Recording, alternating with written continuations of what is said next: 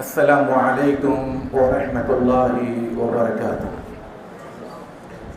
بسم اللہ الرحمن الرحیم، الحمد للہ رب العالمین والصلاة والسلام علی اشرف الانبیاء والمرسلین نبینا محمد وعلی آلہ واصحابہ اجمعین ومن تبعهم بإحسان إلى یوم الدین، اما بعد۔ ذمہ داران جماعت، ذمہ داران جامعہ رحمانیہ اور اس تربیتی کیمپ کے ذمہ داران، بزرگوں، نوجوانوں، اسلامی بہنوں، اللہ تبارک و تعالیٰ کا شکر ادا کرتے ہیں کہ اس نے ہمیں توفیق دی کہ ایک عظیم عبادت کو سیکھنے کے لیے ہم یہاں جمع ہیں۔ سب سے پہلے اس بات کو میں اور آپ اچھی طرح سے سمجھ لیں کہ حج ایک عظیم عبادت ہے۔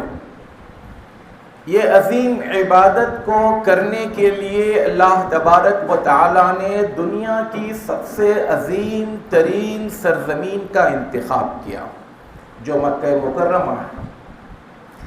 اللہ کے رسول صلی اللہ علیہ وسلم جب ہجرت کے لیے نکل رہے تھے، آپ نے مکہ کی سرحد پر کھڑے رہ کر کہا تھا، واللہ انکی لا خیر الارض واحب الارض الی اللہ لولا ان قومکی اخرجتی لما خرجت۔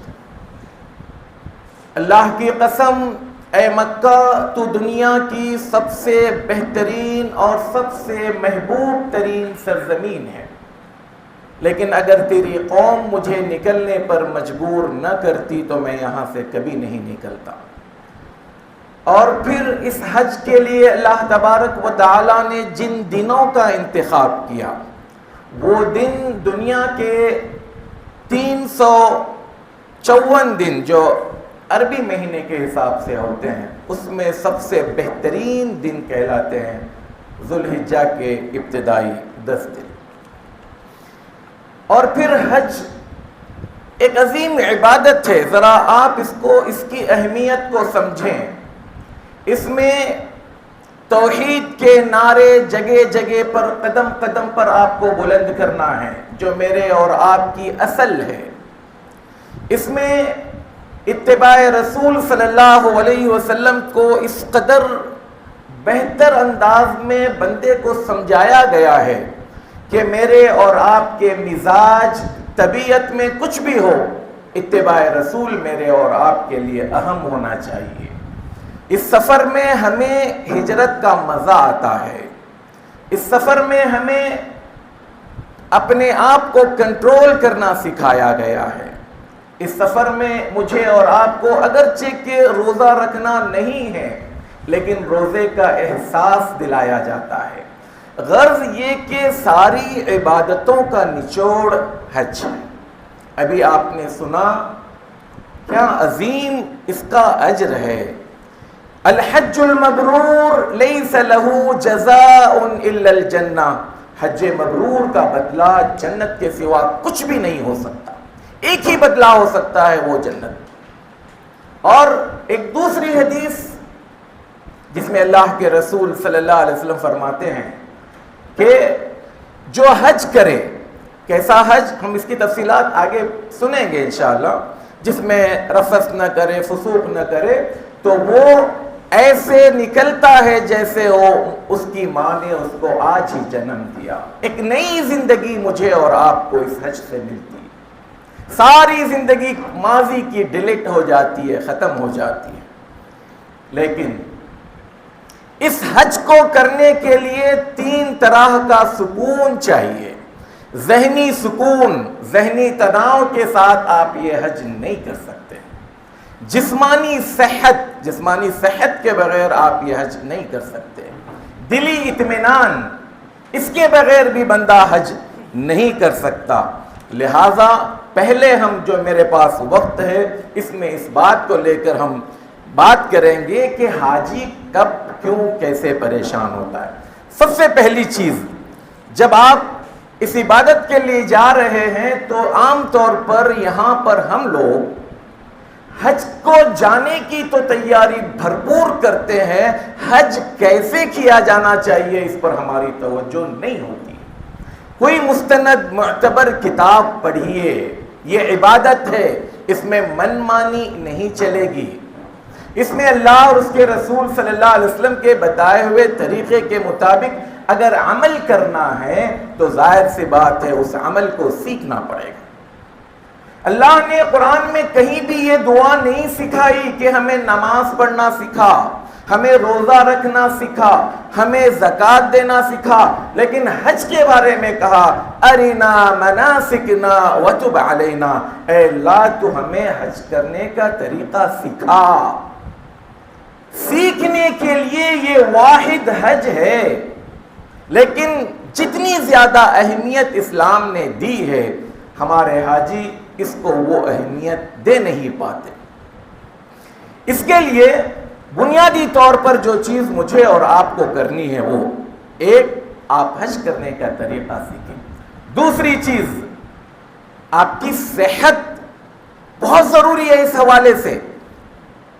عام طور پر ہمارے پاس جو لوگ حج پر جاتے ہیں، اعلان ہونے کے بعد سے لے کر نکلنے تک دعوتوں کا اتنا سلسلہ چلتا ہے، پتہ نہیں مجھے یہاں کی کیا حالت ہے، یہاں نہیں ہے۔ بہت اچھی بات ہے، اللہ تعالیٰ نے بہت بڑی بلا سے یا برائی سے اللہ تعالیٰ نے بچا رکھا ہے، ورنہ انسان اتنی دعوتیں کھاتے رہتا ہے، یہ پیٹ انتقام لیتا ہے، یہ جب ریئیکٹ کرتا ہے تو انسان کو پھر رسوا کر کر ہی رہتا ہے۔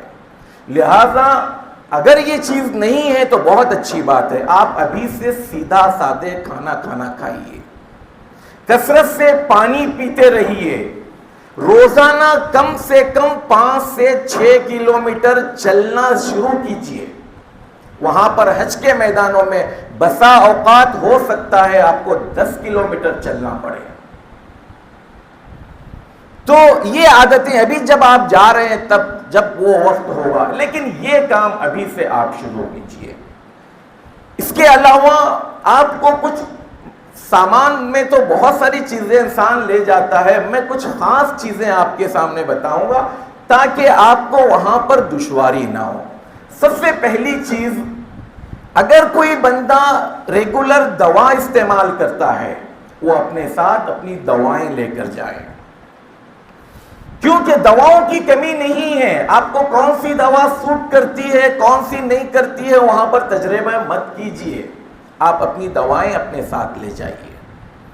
دوسری چیز، بعض اوقات کچھ لوگوں کو کچھ پرابلمز اچانک اٹھتے ہیں، ہمیشہ نہیں رہتے۔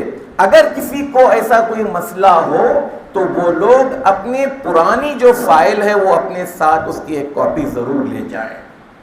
میں ایک پریکٹیکل طور پر بتاتا ہوں، پچھلے سالوں میں ایک صاحب کو ان کے پیر میں دنبل ہوا کرتا تھا، ہر تھوڑے دنوں میں آتا تھا۔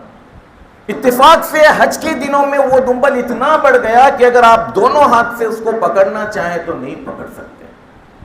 15 دن پہلے حج کے تیسرے دن حج کمیٹی کو انہیں واپس کرنا پڑا۔ اگر ان کی فائل ہوتی، جو علاج ہو رہا ہوتا، اگر وہ ساتھ میں ہوتے تو ڈاکٹروں کے لیے آسان تھا کہ بھئی اس کا کیا علاج کیا جائے، پہلے کیا علاج ہوا ہے۔ اس کے علاوہ آپ اپنے سامان میں ایک گوگل ضرور رکھیں، چاہے وہ مرد ہو چاہے وہ خواتین ہو۔ اگر نمبر کا چشمہ ہے آپ اس کو ڈے نائٹ کر لیں۔ گوگل، وہاں پر جو دھوپ ہوتی ہے، ایک پہاڑی دھوپ، اس میں آپ کے لیے بڑا مسئلہ ہے، خاص کر حرم کے اندر جو ماربل بچھے ہوئے ہیں وہ ٹوٹلی وائٹ کلر کے ہیں۔ اس کی خوبی یہ ہے کہ وہ کتنی بھی گرمی ہو گرم نہیں ہوتے، ٹھنڈے ہوتے ہیں۔ آپ 48-50 ڈگری کی گرمی میں بھی اس پر کھڑے رہ سکتے ہیں، اس پر بیٹھ کر نماز پڑھ سکتے ہیں، لیکن اس کا ریفلیکشن جو ہوتا ہے وہ آنکھ کو چبھتا ہے۔ لہٰذا آپ گوگل زندگی میں چاہے نہ استعمال کیے ہوں، آپ ضرور لے کر جائیں۔ اگر کوئی نمبر کا چشمہ استعمال کرتے ہیں تو ایک سے زیادہ چشمہ ضرور لے کر جائیں۔ 2 پتلی بیڈ شیٹ سنگل بیڈ کی جو مزدلفہ میں آپ کو کام آئے گی. عام طور پر حاجی اس کو لے کر نہیں جاتے تو بلڈنگ کی چادریں، بیڈ شیٹ، بلینکٹ اٹھا کر لے جاتے ہیں اور پھر وہ پھینک کر آ جاتے ہیں. تو 2 پتلی بیڈ شیٹ آپ کو مزدلفہ میں کام آئے گی، اس کو ضرور لے جائیں. جو لوگ ٹور سے جا رہے ہیں ان کے کھانے پینے کے مسئلے نہیں ہیں، لیکن پھر بھی اپنے ساتھ کچھ سوکھی چیزیں جو کھانے پینے کی رکھ سکتے ہیں وہ ضرور رکھیں، کیونکہ وقتاً فوقتاً کبھی کسی کو ضرورت ہے. تو عام طور پر ہمارے حاجی وہاں پر جب کوئی چیز خریدتے ہیں تو فوراً اس کا کیلکولیشن کرتے ہیں ریال کا روپے میں، پھر اتنا زیادہ ہے تو چھوڑ دیتے ہیں. وہاں پر کیا چیزیں آپ استعمال کر سکتے ہیں آگے ہم اس پر بات کریں گے انشاءاللہ. تو یہ ضروری چیزیں ہیں جو آپ لے کر جائیں.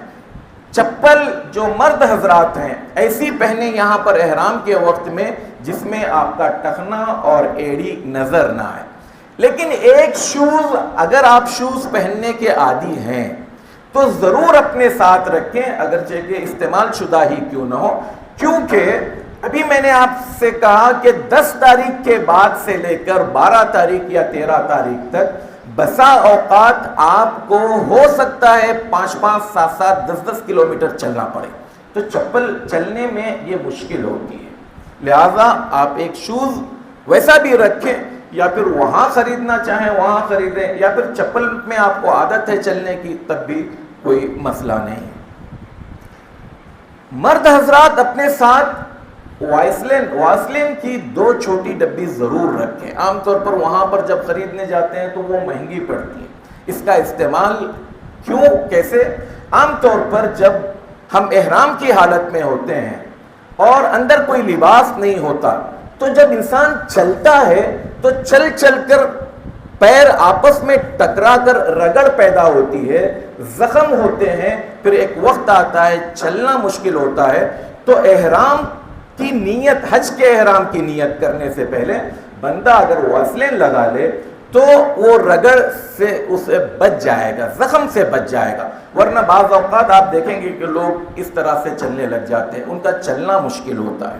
یہ عام طور پر نہیں پتہ ہوتا ہے تو لوگ پھر اگلے کام ان کے لیے مشکل ہو جاتے ہیں.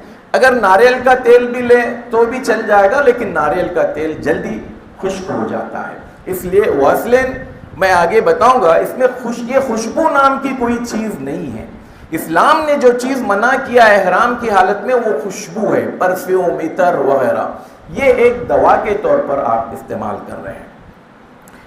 یہ چیزیں جو بنیادی طور پر لے جانے کے حوالے سے ضروری تھی میں نے آپ کے سامنے بتایا. باقی آپ اپنے طور پر جو کپڑا لے جا رہے ہیں یہ آپ کی مرضی ہے، اس میں ہم بتانا چاہیں تو بہت لمبی فہرست ہو جائے گی. اب یہ سامان کی پیکنگ، عام طور پر سامان کی پیکنگ میں مان لیجئے والد صاحب جا رہے ہیں تو بچے پیک کر دیتے ہیں، نانا جا رہے ہیں تو نواسے پیک کر دیتے ہیں، دادا جا رہے ہوں تو پوترے پیک کر دیتے ہیں. لیکن وہاں جانے کے بعد بندے کو کوئی چیز نہیں ملتی ہے تو پھر پہلی گالی بیچارے اسی کے لیے نکلتی ہے. جب آپ سامان پیک کر رہے ہو یا تو سامان آپ خود پیک کریں یا آپ بازو میں بیٹھیں، فہرست تیار کریں آپ کیا لے کر جا رہے ہیں، آپ کے آنکھوں کے سامنے وہ چیز چلی جائے.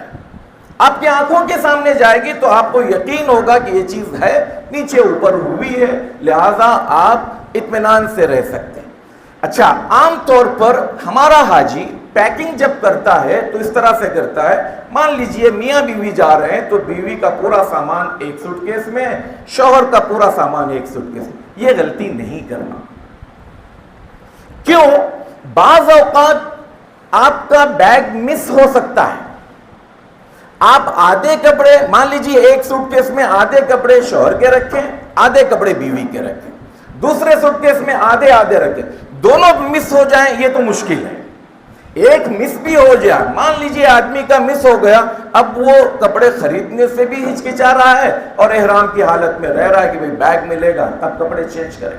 اس لیے اس کو آپ بانٹ دیں. جو لوگ دوائیں لے جا رہے ہیں وہ دوائیں بھی ایک ہی بیگ میں مت رکھیں، الگ الگ بیگ میں رکھیں. 4 بیگ عام طور پر لے جاتے ہیں، 2 بیگ، آپ اس کو بانٹ لیں. کھانے پینے کی چیزوں کو الگ مستقل اس میں رکھیں.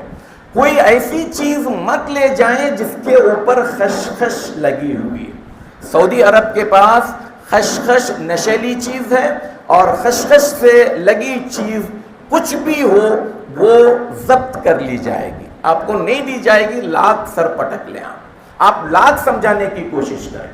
تو آپ کے سامان پیک کرنے کے لیے ان باتوں کا خیال رکھیں۔ اچھا، جب سامان پیک ہو جائے کوشش کریں، آپ کے یہاں ایئرپورٹ یہیں پر ہے، ایئرپورٹ یہیں سے جاتے ہیں نا، احمد آباد سے جاتے ہیں۔ بہرحال آپ جو سامان کی آپ کو یہاں ضرورت نہ ہو، سیدھا مکہ جا کر یا مدینہ جا رہے ہو تو سیدھا مدینہ جا کر کھولنے والے سامان کو اچھی طرح سے پیک کریں، اور پیک کرنے کے بعد اس کے اوپر کوئی ایسا کپڑا لگوائیں، مان لیجئے ہماری بہنوں کے دوپٹے ہوتے ہیں، یا مان لیجئے میں ایک مثال دے رہا ہوں، ایسی چیز جس کے بارے میں آپ خود کو یقین ہونا چاہیے کہ دوسرا بندہ یہ کام نہیں کر سکتا۔ سوٹ کیس کیا ہوتا ہے، عام طور پر نئے بیگ لے جاتے ہیں، وہاں پر بیلٹ پر بیگ چلتے رہتے ہیں، سمجھ میں نہیں آتا یہ میرا ہے نہیں ہے، پھر اس کو کبھی کبھار تو حاجی کیا کرتے ہیں، اٹھا کر میرا ہے سمجھ کر نیچے بیلٹ کے نیچے رکھتے ہیں، اور نیچے رکھ کر پتہ چلتا ہے یہ میرا نہیں ہے، تو پھر اب بعض حاجی وہ نیچے ہی چھوڑ دیتے ہیں، اب وہ دوسرا جس کا بیگ ہے وہ بیچارہ وہاں دور کھڑا انتظار کر رہا ہے میرا بیگ آئے گا، وہ بیگ ادھر ہی رہ جاتا ہے۔ آپ اس کے اوپر ایک کپڑا اور لگے، جیسے ہماری بہنوں کے دوپٹے ہوتے ہیں، وہ دوپٹہ جو آپ کی آنکھوں میں بیٹھ چکا ہے، یا کوئی ایسا کپڑا، شرٹ کی مان لیجئے آستین، پھٹی پرانی شرٹ ہے اس کے آستین باندھ لیجئے، دور سے بیلٹ پر سے آتا ہوا دوسرا آدمی کہے گا نہیں بھائی میں نے تو یہ کپڑا لگایا نہیں ہے، اور آپ کو لگے گا بھائی یہ میرا ہی ہے۔ وہاں پر جب روشنی پڑتی ہے تو ایک تو بیگ نئے ہوتے ہیں، سائز ایک جیسے ہوتے ہیں، کلر ایک جیسا ہوتا ہے، سب کے لیے نئے ہوتے ہیں، حاجی بسا اوقات رات بھر کے جگے ہوتے ہیں، پریشان ہوتے ہیں، تو وہ ہر بیگ اچھا یہ میرا ہے، پھر تھوڑی دیر میں نہیں یہ میرا نہیں، یہ اس میں کافی پریشان ہوتے ہیں۔ اور بعض اوقات جیسے کہ میں نے کہا وہ بیگ جو نیچے پڑا ہوا ہے پھر دوسرے دن تیسرے دن آپ تک پہنچے گا، لہٰذا یہ پیکنگ کا آپ اگر یہ کریں، اوپر سے کوئی کپڑا ایسا جس کو آپ خود پہچان سکیں۔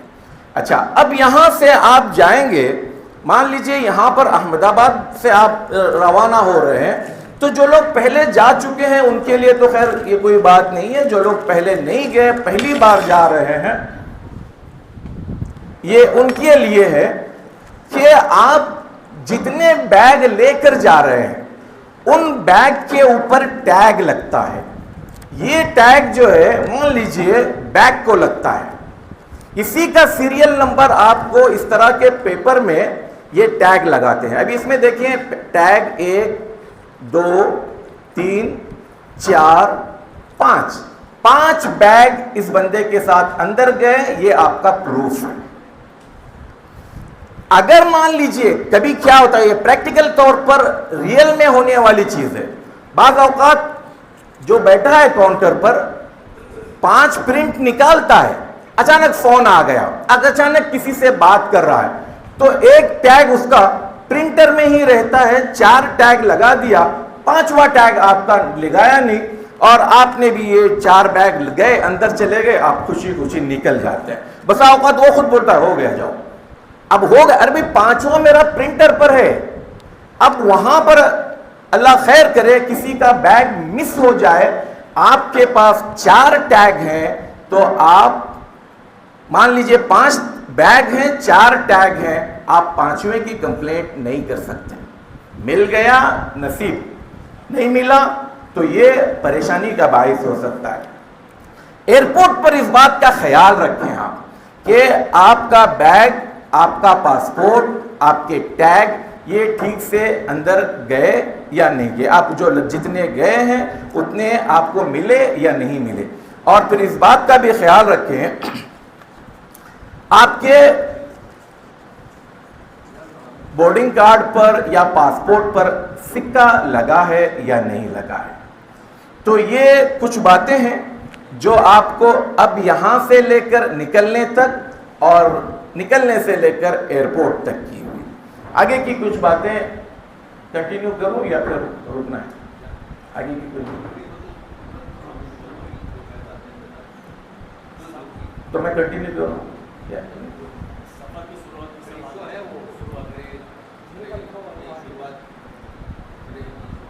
عمرے کی شروعات کر دیں. ٹھیک جی. تو یہاں تک کی چیزیں یہ ہمارے پاس کہ بھئی ذہنی طور پر آدمی پریشان ہوتا ہے سامان نہ ملنے پر، آدمی پریشان ہوتا ہے اپنے پاسپورٹ کے کھو جانے پر. پاسپورٹ آپ نے لیا، اپنے پاس ایک ہینڈ بیگ رکھیں، گلے میں لٹکائیں، اس میں آپ اپنے پاسپورٹ، اپنا بورڈنگ کارڈ ڈھنگ سے سلیقے سے رکھیں. گھبرائیں نہیں، بالکل اطمینان سے. آپ اللہ کے مہمان ہیں، اطمینان اور سکون کے ساتھ آپ کو جانا ہے. اچھا، اب رہا مسئلہ گھروں سے نکلنے کے وقت میں کچھ چیزیں جو حج سے تعلق رکھتی ہیں. اب ہم حج کی یا عمرے کی بات کر رہے ہیں. آپ میں سے تقریباً لوگ جو جاتے ہیں وہ سب کے سب تمتع کے لیے جاتے ہیں. تمتع کا مطلب ہوتا ہے انسان عمرے کی نیت سے یہاں سے نکلتا ہے، مکہ پہنچ کر پورا عمرہ کر لیتا ہے، احرام سے باہر آتا ہے، اور پھر اس کے بعد جب حج کے دن آتے ہیں تو نیا احرام حج کا پہنتا ہے اور حج مکمل کرتا ہے. مطلب ایک سفر میں بندہ دو طرح کے احرام پہنتا ہے. پہلا پورا عمرے کا احرام ہے، دوسرا پورا حج کا احرام ہے. اب یہاں پر آپ کے کرنے کے کام، یہاں سے رہتے ہوئے اس کی کچھ شروعات ہیں. وہ یہ کہ نکلنے سے پہلے انسان کو اپنے زیر بغل، زیر ناف بال، ناخن وغیرہ اچھی طرح سے صاف کر لے. مرد حضرات اپنی مونچھ وغیرہ بالکل باریک سے باریک کریں. مونڈنا سنت سے ثابت نہیں ہے، لیکن کینچی سے یا مشین سے آپ جتنا کم سے کم کر سکتے ہیں مونچھ کم کریں. اور یہ صفائی اگرچہ کہ ڈائریکٹ احرام کا تعلق نہیں ہے، اسلام ایک پاکیزہ مذہب ہے، وہ اپنی ہر عبادت کے وقت میں اس کا پاس و لحاظ رکھتا ہے. چونکہ حج میں آپ کو تکلیف ہو سکتی ہے، اس لیے حج سے پہلے آپ پوری طرح سے اپنے آپ کو اس حوالے سے صاف رکھ لیں. اب احرام کی جو چیزیں ہیں، عام طور پر لوگ یہ سمجھتے ہیں کہ احرام صرف دو چادروں کے پہننے کا نام ہے. احرام صرف دو چادروں کے پہننے کا نام ہے، ایسا نہیں ہے.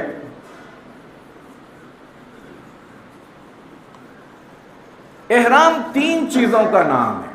کسی کو نظر نہیں آ رہا ہے تو کوئی بات نہیں، آپ سنیں انشاءاللہ.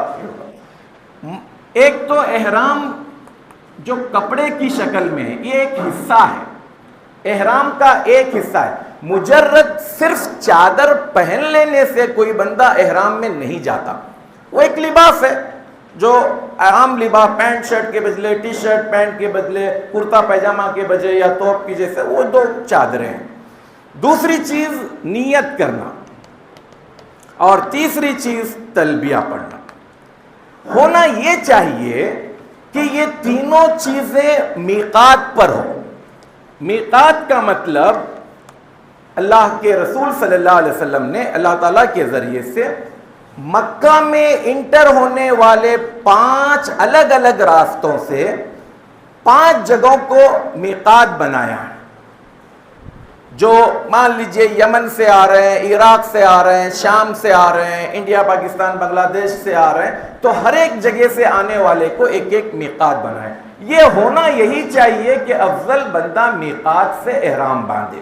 لیکن چونکہ ہم لوگ ہوائی جہاز میں ہوتے ہیں تو ہماری میقات نیچے ہوتی ہے، لہٰذا ہمیں پہلے سے الگ الگ کام کرنے. یہ صفائی کا کام ہم نے گھر پر کر گئے، آپ کا نائڈیٹ سے آپ کر گئے. اب احرام کی چادر آپ جو ہے احمد آباد ایئرپورٹ پر جانے کے بعد آپ غسل کر لیجئے.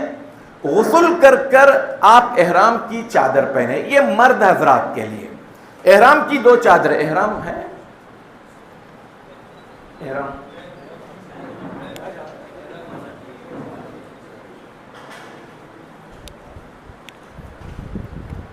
احرام کی یہ 2 چادریں ہیں. ان 2 چادروں کو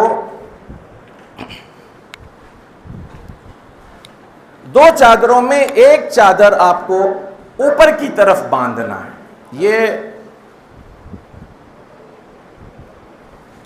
اس کے باندھنے کا آسان طریقہ، کچھ لوگ اس کو لنگی کی طرح باندھتے ہیں، یہ اس طرح سے.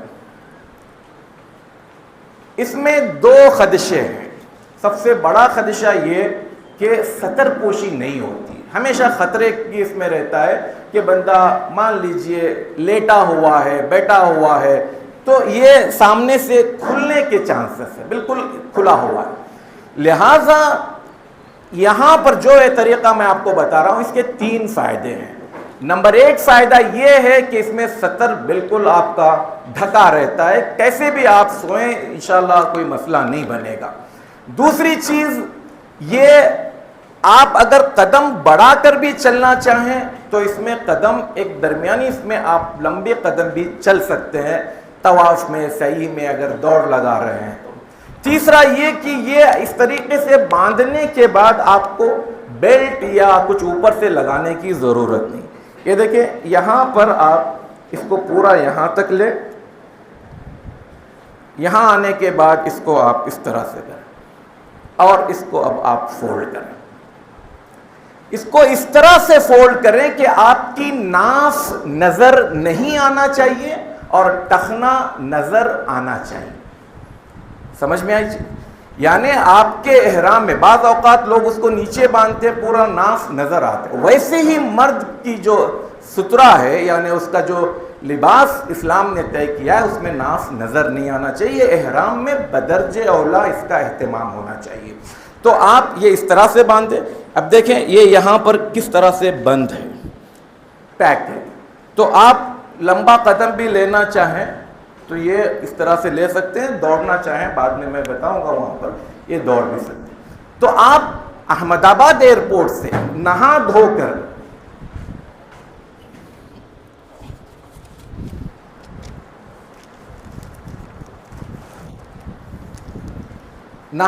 کر آپ جو ہے احرام کی یہ 2 چادریں پہنیں گے, نیت نہیں کریں گے. دیکھیں نیت آپ کو میقات سے قریب ہو کر کرنی ہے. اللہ کے رسول صلی اللہ علیہ وسلم نے احرام مدینے میں پہنا, لیکن نیت آپ نے کی ذوالحلیفہ پر آ کر, جو مدینے سے 13-14 کلومیٹر کے فاصلے پر ہے. اللہ کے رسول صلی اللہ علیہ وسلم سے زیادہ امت پر رحم دل کون ہو سکتا ہے؟ کیا ضرورت تھی 13-14 کلومیٹر پر یہاں لا کر امت کو جو ہے احرام بندھوانے کی؟ تو افضل کیا ہے, آپ یا تو میقات سے نیت کریں یا اس سے تھوڑا پہلے کریں. 4-4.5 ہزار کلو پہلے لوگ یہیں سے نیت کر لیتے ہیں, یہ صحیح نہیں ہے. تو اب آپ جو ہے احرام کی چادر یا دونوں کپڑے پہنے تو آپ کا احرام کا ایک حصہ ہوا. ہماری بہنوں کے لیے ان کا کوئی بھی لباس میں پابندی نہیں ہے. جو اسلامی لباس ہے ایسے کپڑے ہونا چاہیے جو ڈھیلے ڈھالے ہوں, جو پتلے نہ ہو جس سے اندر کا جسم چل, فٹ نہ ہو جس میں باڈی کے اعضاء جو ہے وہ نظر آ رہے ہوں. اسی طرح مشرکانہ جو لباس ہے وہ لباس نہ ہو, مردوں جیسا لباس نہ ہو. اسلامی جو لباس ہے وہ لباس پہنے گی. ان کے لیے نیت کرنے کے وقت میں یہ پابندی ہے کہ وہ نقاب نہیں باندھے گی. ہاں غیر محرم جب آ رہے ہیں تو وہ جس طرح سے اپنے چہرے کو ڈھانکنا ہے وہ ڈھانک لے, لیکن نقاب باندھا جو جاتا ہے وہ عمرے میں صحیح نہیں ہے. محظورات الاحرام ہے اس میں شامل. دوسرا دستانے نہیں پہنے گی. یہ 2 چیزیں ان کے لیے ہیں. باقی وہ جو بھی کپڑا پہننا ہے پہن لے گی, اور وہ چاہیں تو شوز بھی پہن سکتی. اور ایک بات میں اپنی بہنوں سے کہنا چاہوں گا, آپ اپنے ہاتھ میں کانچ کی چوڑیاں اگر پہنی ہیں حج میں بالکل نہیں پہننا, پہن کر جانا ہی نہیں. اگر وہاں تک آپ طواف میں جو ہے اکثر و بیشتر ایسا دیکھنے کو ملتا ہے کانچ کی چوڑیاں رش میں ٹوٹ جاتی ہیں, اور میرا مشورہ تو یہ ہے کہ آپ سونا بھی نہیں پہن کر جائیں. آرٹیفیشل جو ہے آپ اپنے طور پر پہن لیں وہ زیادہ بہتر. اچھا, خاتون کا کوئی خاص لباس نہیں ہے, خاص رنگ بھی نہیں ہے. ضروری نہیں کہ آپ وائٹ پہنیں, ضروری نہیں کہ آپ ہرا پہنیں, نیلا پہنیں, جو آپ پہنتے ہیں وہ آپ کے لیے گنجائش ہے. میقات پر جب نیت کا وقت ہو, اگر کسی کے ساتھ ماہواری کا مسئلہ ہو تو اس کے لیے حکم یہ ہے کہ وہ جیسے حاجی کر رہے ہیں بالکل ویسے ہی کرے گی, کچھ بھی تبدیلی نہیں ہے. یعنی بعض اوقات پریشان ہو جاتے ہیں، ارے ماہواری شروع ہو گئی اب کیا کریں. بعض خواتین تو بغیر نیت کی کے داخل ہو جاتی ہیں، بتاتی بھی نہیں ہیں، اب ان پر ایک دم واجب ہو جاتا ہے، قربانی واجب ہو جاتی ہے، لیکن وہ ان کی خاموشی ایک قرضہ لے کر واپس آ جاتی ہے اور زمانے تک پتہ ہی نہیں چلتا. بعض ابھی جب ہمارے ویڈیوز ہم نے یوٹیوب چینل پر چلنے لگے تو بعض خواتین کے سوال آئے کہ ہم نے اس طرح سے کچھ کیا ہی نہیں تھا، ہم یہ سوچے تھے کہ مسجد عائشہ جا کر ہم وہاں سے احرام باندھیں گے. تو یہ غلط ہے، آگے چل کر یہ بات پھر سے تفصیل میں آئے گی انشاءاللہ. تو یہ مرد کا احرام اور خواتین کے احرام کے بارے میں بھی ہم نے بتایا. اب مرد کے احرام میں جو اوپر کی چادر ہے اس کا حکم یہ ہے کہ یہ پوری طرح سے اس طرح سے چادر اوپر کی باندھے. بعض لوگوں کو دیکھیں گے آپ یہیں ایئرپورٹ سے اس طرح سے کہتے ہیں.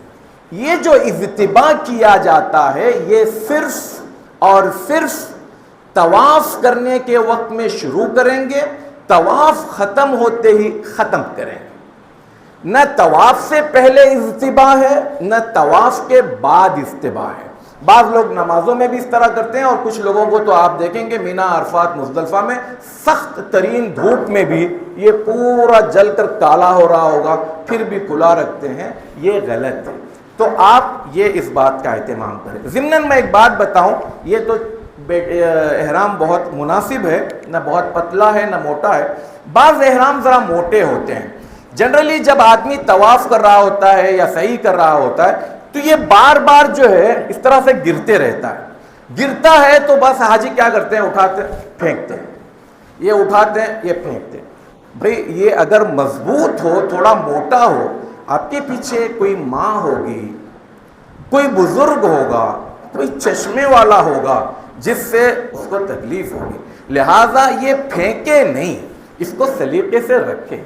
یہ اس طرح سے اس بات کا خاص کر طواف میں اکثر یہ ایسے ہوتا ہے. طواف میں تو جب چلتے ہیں تو ایک دم ٹف رش ہوتا ہے، لہٰذا اس بات کا آپ خیال رکھیں. اب آئیں ہم چلتے ہیں دوسرے قدم کے طرف، وہ ہے نیت کا. نیت جو ہے یہ عمرے کی نیت آپ کریں گے کیونکہ آپ تمتع کرنے کے لیے جا رہے ہیں. اب نیت میں دو طرح کی نیت ہے.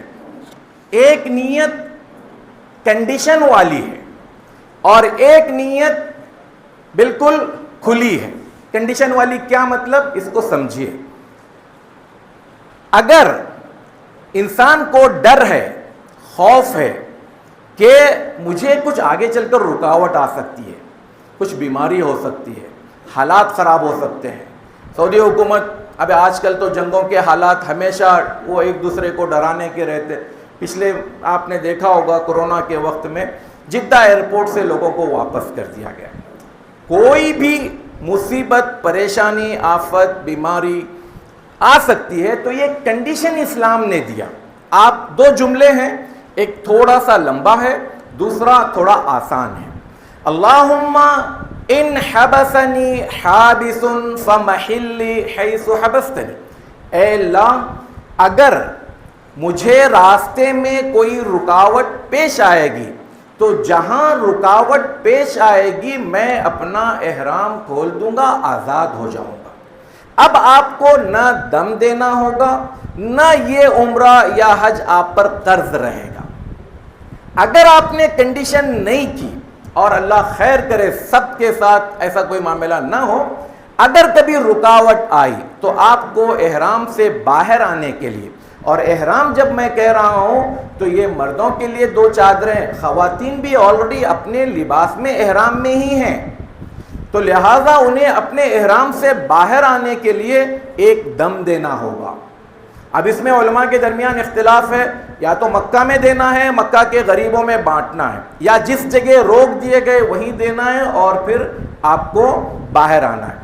دوسرا، یہ عمرہ آپ کے اوپر قرض ہے، اس کی بعد میں ادائیگی کرنا ہے، اس کی قضا کرنا ہے. تو لہٰذا ایک چھوٹا سا جملہ آپ کے لیے بڑی راحت کا سامان ہے. کیا ہے؟ اللہم، چھوٹا جملہ یہ، اللہم محلی حیث حبستنی. اللہم اے اللہ میرے حلال ہونے کی جگہ وہ ہے جہاں مجھے رکاوٹ پیش آئی. ختم. اس جملے سے اگر ایسا کچھ بہتر ہے عربی ہم کریں, چھوٹا سا جملہ ہے, ہاں کم از کم کر لیں, اللہ تعالیٰ انشاءاللہ جو ہے اس کو اردو میں آپ اپنی گجراتی میں آپ کہہ لیں, لیکن کوشش کریں. دیکھیے حج سے ریلیٹڈ جتنی دعائیں ہیں پوری دعاؤں کو ہم نے ایک ویڈیو میں جب بیان کیا, 11 منٹ کی ویڈیو ہے. 11 منٹ کی دعائیں اگر ہم سنجیدگی سے یاد کرنا چاہیں, میں سمجھتا ہوں 2 سے 3 دن میں یاد کر سکتے. کب تک ہم بھاگیں گے اردو, پنجابی, گجراتی؟ میرے نبی کے جو الفاظ ہیں وہ کہیں, اس میں برکت ہے, اس میں راحت ہے. کہیں تو ہم بتائیں اتنی بڑی جنت کے لیے ہم جا رہے ہیں, اس جنت کے لیے کچھ تو قربانی دیں. ہم راستے نکالنے کے لیے ہمارے پاس مل جائیں گے, لیکن اللہ کے رسول صلی اللہ علیہ وسلم نے جو چیز دی ہے اس سے افضل چیز نہیں ہو سکتی. اللہم محلی حیث حبستنی. 5 سال کے بچے کو لائیے, میں اس کو 10 منٹ میں وہ یاد کر لے گا. ہم تو بڑے ہیں میرے بھائی. تو لہذا آخری مرحلہ ہو جب نہیں ہوئی, وہ کیا ہے ہمارے پاس اردو میں بولتے ہیں نئی ماموں سے نکٹا ماموں بہتر, تو وہ وہاں جائے گی بات. ہم وہاں نکٹے ماموں پر نہیں جائیں, ہم اچھے ماموں پر جائیں. اچھا, یہ نیت میں ایک کنڈیشن والی ہوئی, دوسری بغیر کنڈیشن کی ہوئی.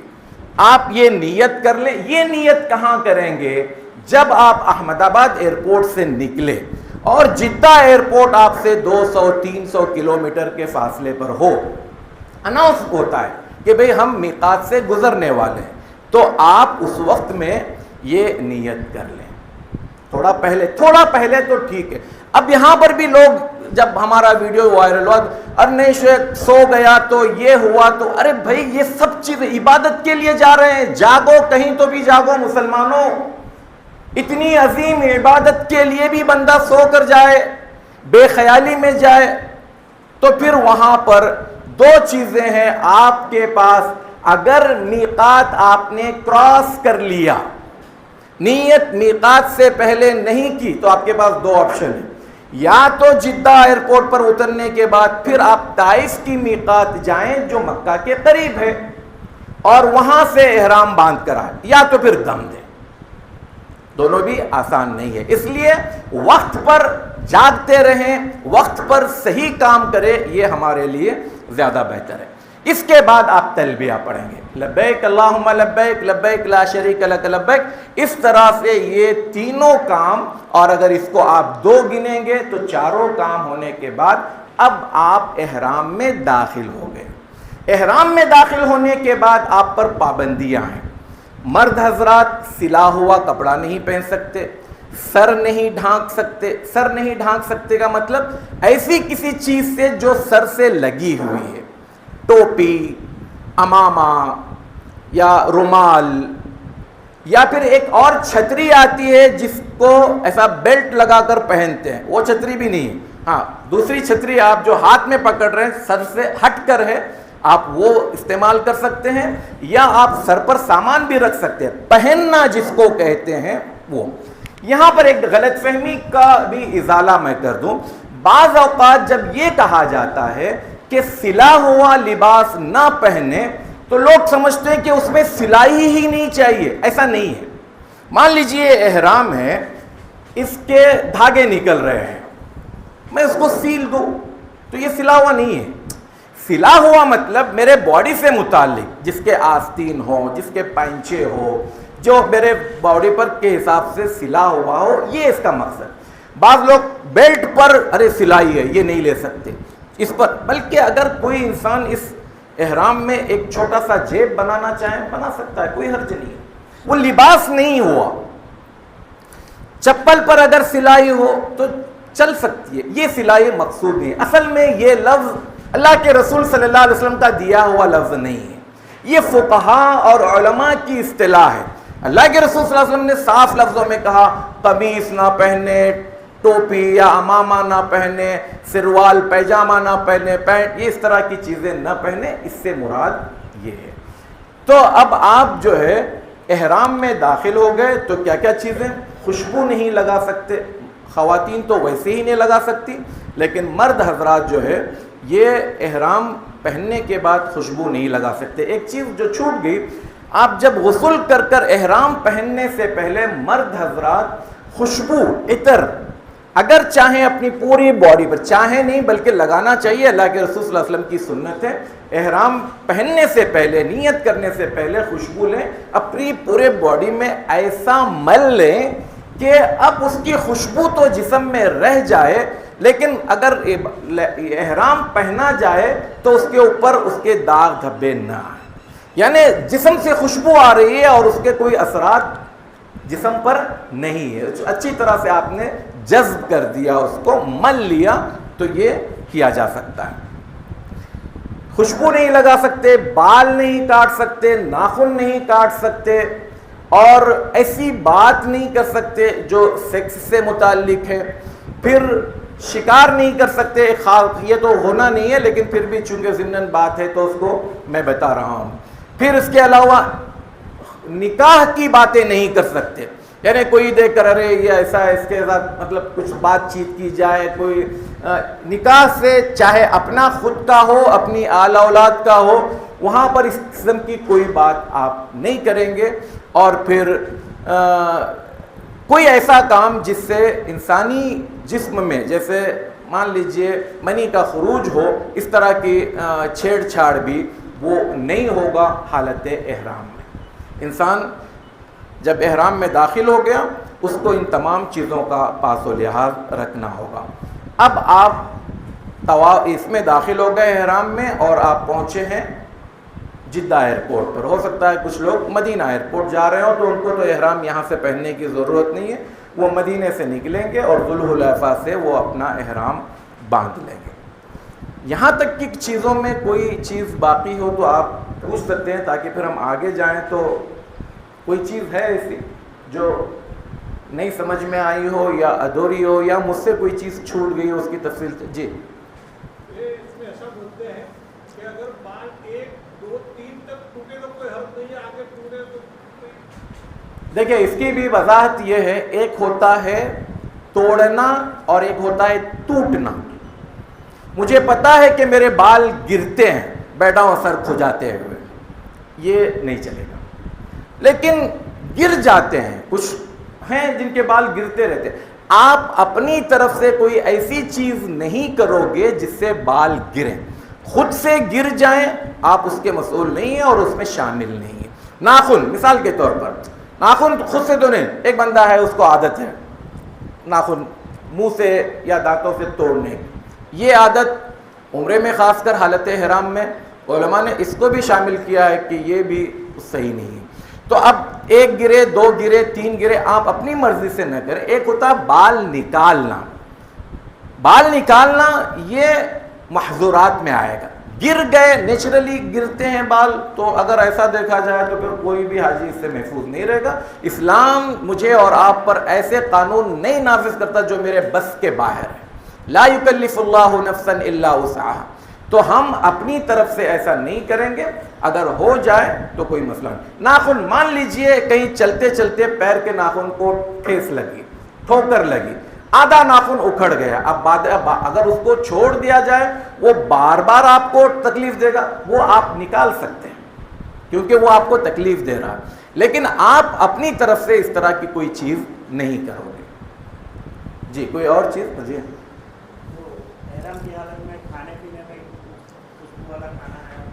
دیکھیے ایک ہوتا ہے خوشبو جس کو باقاعدہ، جیسے زعفران ہے، کھانے میں اس کو ڈالا ہی جاتا ہے خوشبو کے لیے، ایسے ہو۔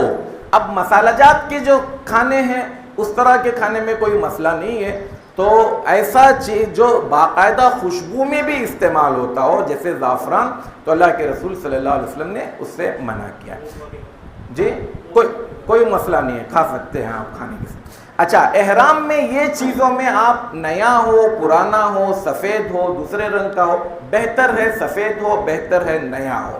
اچھا یہاں پر ایک اور چیز، مان لیجئے ایک آدمی نے احرام پہن لیا، اب اس کے بعد وہ چاہتا ہے کہ نہا لے، تو بولتا ابھی احرام کیسے نکال؟ اور بھی احرام نکالے، نکال کر نہا لے، نہا سکتے ہیں، نکال سکتے ہیں۔ احرام کا مطلب آپ اس کے جو محظورات ہے، پابندیاں ہیں، اس کی آپ پاس و لحاظ رکھیں۔ احرام نکال کر نہانے یا ایک احرام نکال کر دوسرا پہننے میں کوئی حرج نہیں ہے، بہت واضح چیز ہے، اس میں پابندی نہیں۔ مان لیجئے آپ اچانک ایئرپورٹ پر ایک ایسی جگہ بیٹھ گئے جہاں پر کچھ گند تھا، یا ایسی جگہ جہاں اگر بیٹھ گئے وہاں پر جو چیز جس پر آپ بیٹھے پورا پیچھے سے جو ہے آپ کے احرام کو میلا کر دیا اور بڑا بھدا لگ رہا ہے، آپ کے پاس ایکسٹرا احرام، آپ جائیں باتھ روم میں جا کر احرام چینج کر لیں، کوئی حرج نہیں ہے۔ سمجھ میں آئی بات؟ تو آگے ہم بات بڑھائیں انشاءاللہ۔ بہت اچھا سوال، ابھی میں وہی سوچ رہا تھا کہ پیپر میں دیکھ لوں کوئی چیز چھوٹی ہے کیا۔ احرام کی 2 رکعت نام کی کوئی نماز نہیں ہے۔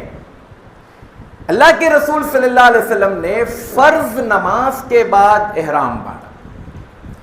فرض نماز جو ہوتی ہے، چونکہ اللہ کے رسول صلی اللہ علیہ وسلم مدینہ سے نکل چکے تھے، ذوالحلیفہ پر آپ نے فرض نماز پڑھی، پھر وہ اس کے بعد آپ نے نیت کی، تو یہ نماز اگر کوئی فرض نماز ہے تو ٹھیک ہے، نہیں تو آپ تحیۃ الوضو کے نام سے نماز پڑھ سکتے ہیں جو کہ مسنون ہے، سنت سے ثابت ہے، لیکن تحیۃ الاحرام نام کی نماز نہیں ہے۔ اس کا کہیں نہ حدیث میں، نہ فقہ کی کتابوں میں، نہ علماء کے پاس یہ پبلک میں بننے والی چیز ہے، لہذا یہ نماز نہیں ہے۔ حج تمتع کی نیت، ابھی میں نے آپ سے کہا کہ میقات میں انڈیا سے آپ جاتے ہوئے جو میقات آ رہا ہے اس میں آپ صرف عمرے کی نیت کریں گے، حج کا اس سے کوئی لینا دینا نہیں ہے۔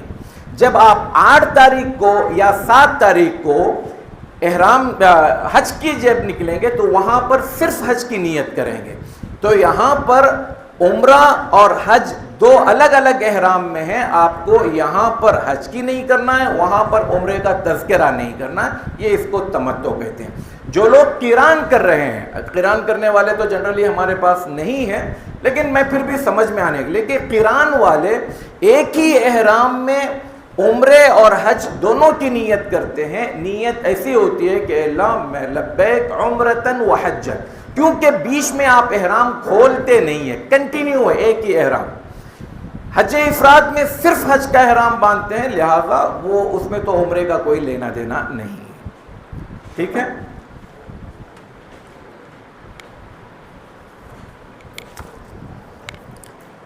اب احرام سے آپ جو ہے نکل کر مکہ پہنچے، مطلب ایئرپورٹ پر جانے کے بعد یہ بات یاد رکھیے، وہاں پر آپ کس عمر کے ہیں، بزرگ ہیں، جوان ہیں، کچھ ان کو لوگوں کو سے یا والنٹیئرس کو یا وہاں پر ڈیوٹی جو دے رہے ہیں ان کو اس سے کوئی مطلب نہیں، آپ کا سامان آپ کو خود لینا ہے۔ اطمینان سے رہیں، اپنا بیگ دیکھیں، اپنا بیگ ٹرالی پر رکھیں اور لے جا کر اب جہاں پر وہ کہا جائے گا کہ فلاں بس نمبر ہے، فلاں جگہ جانا ہے یا فلاں بس کھڑی ہے، تو وہاں پر حج کمیٹی کے لوگ ہوتے ہیں، لیبر بھی ہوتے ہیں، لیکن عام طور پر ہر وقت موجود ہوں یہ ضروری نہیں ہے، اور پھر اتنے حاجی ہوتے ہیں کہ وہ سب کی مدد کریں یہ بھی ضروری نہیں۔ آپ اپنا سامان ٹرالی پر رکھیں اور آ کر بس کے پاس کھڑے رہیں، جو بس میں کہا گیا آپ دیکھیں کہ آپ کا سامان جو بس بتائی جا رہی ہے اس میں لوڈ ہوا یا نہیں۔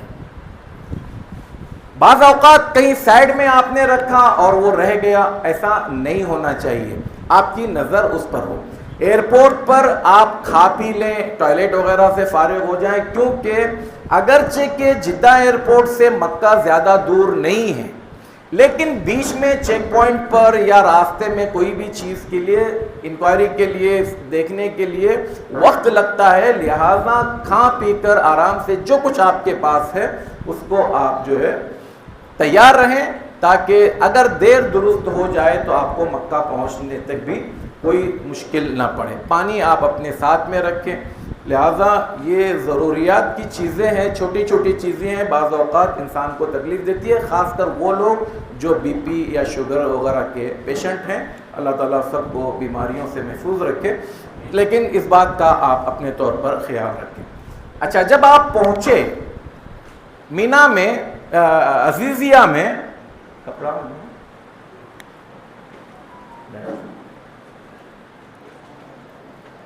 ابھی دیکھیں آپ پہنچے ہیں عزیزیہ میں، مینا جو کہ قریب میں ہے، عزیزیہ مینا کے بالکل بارڈر پر قریب میں ہی ہے۔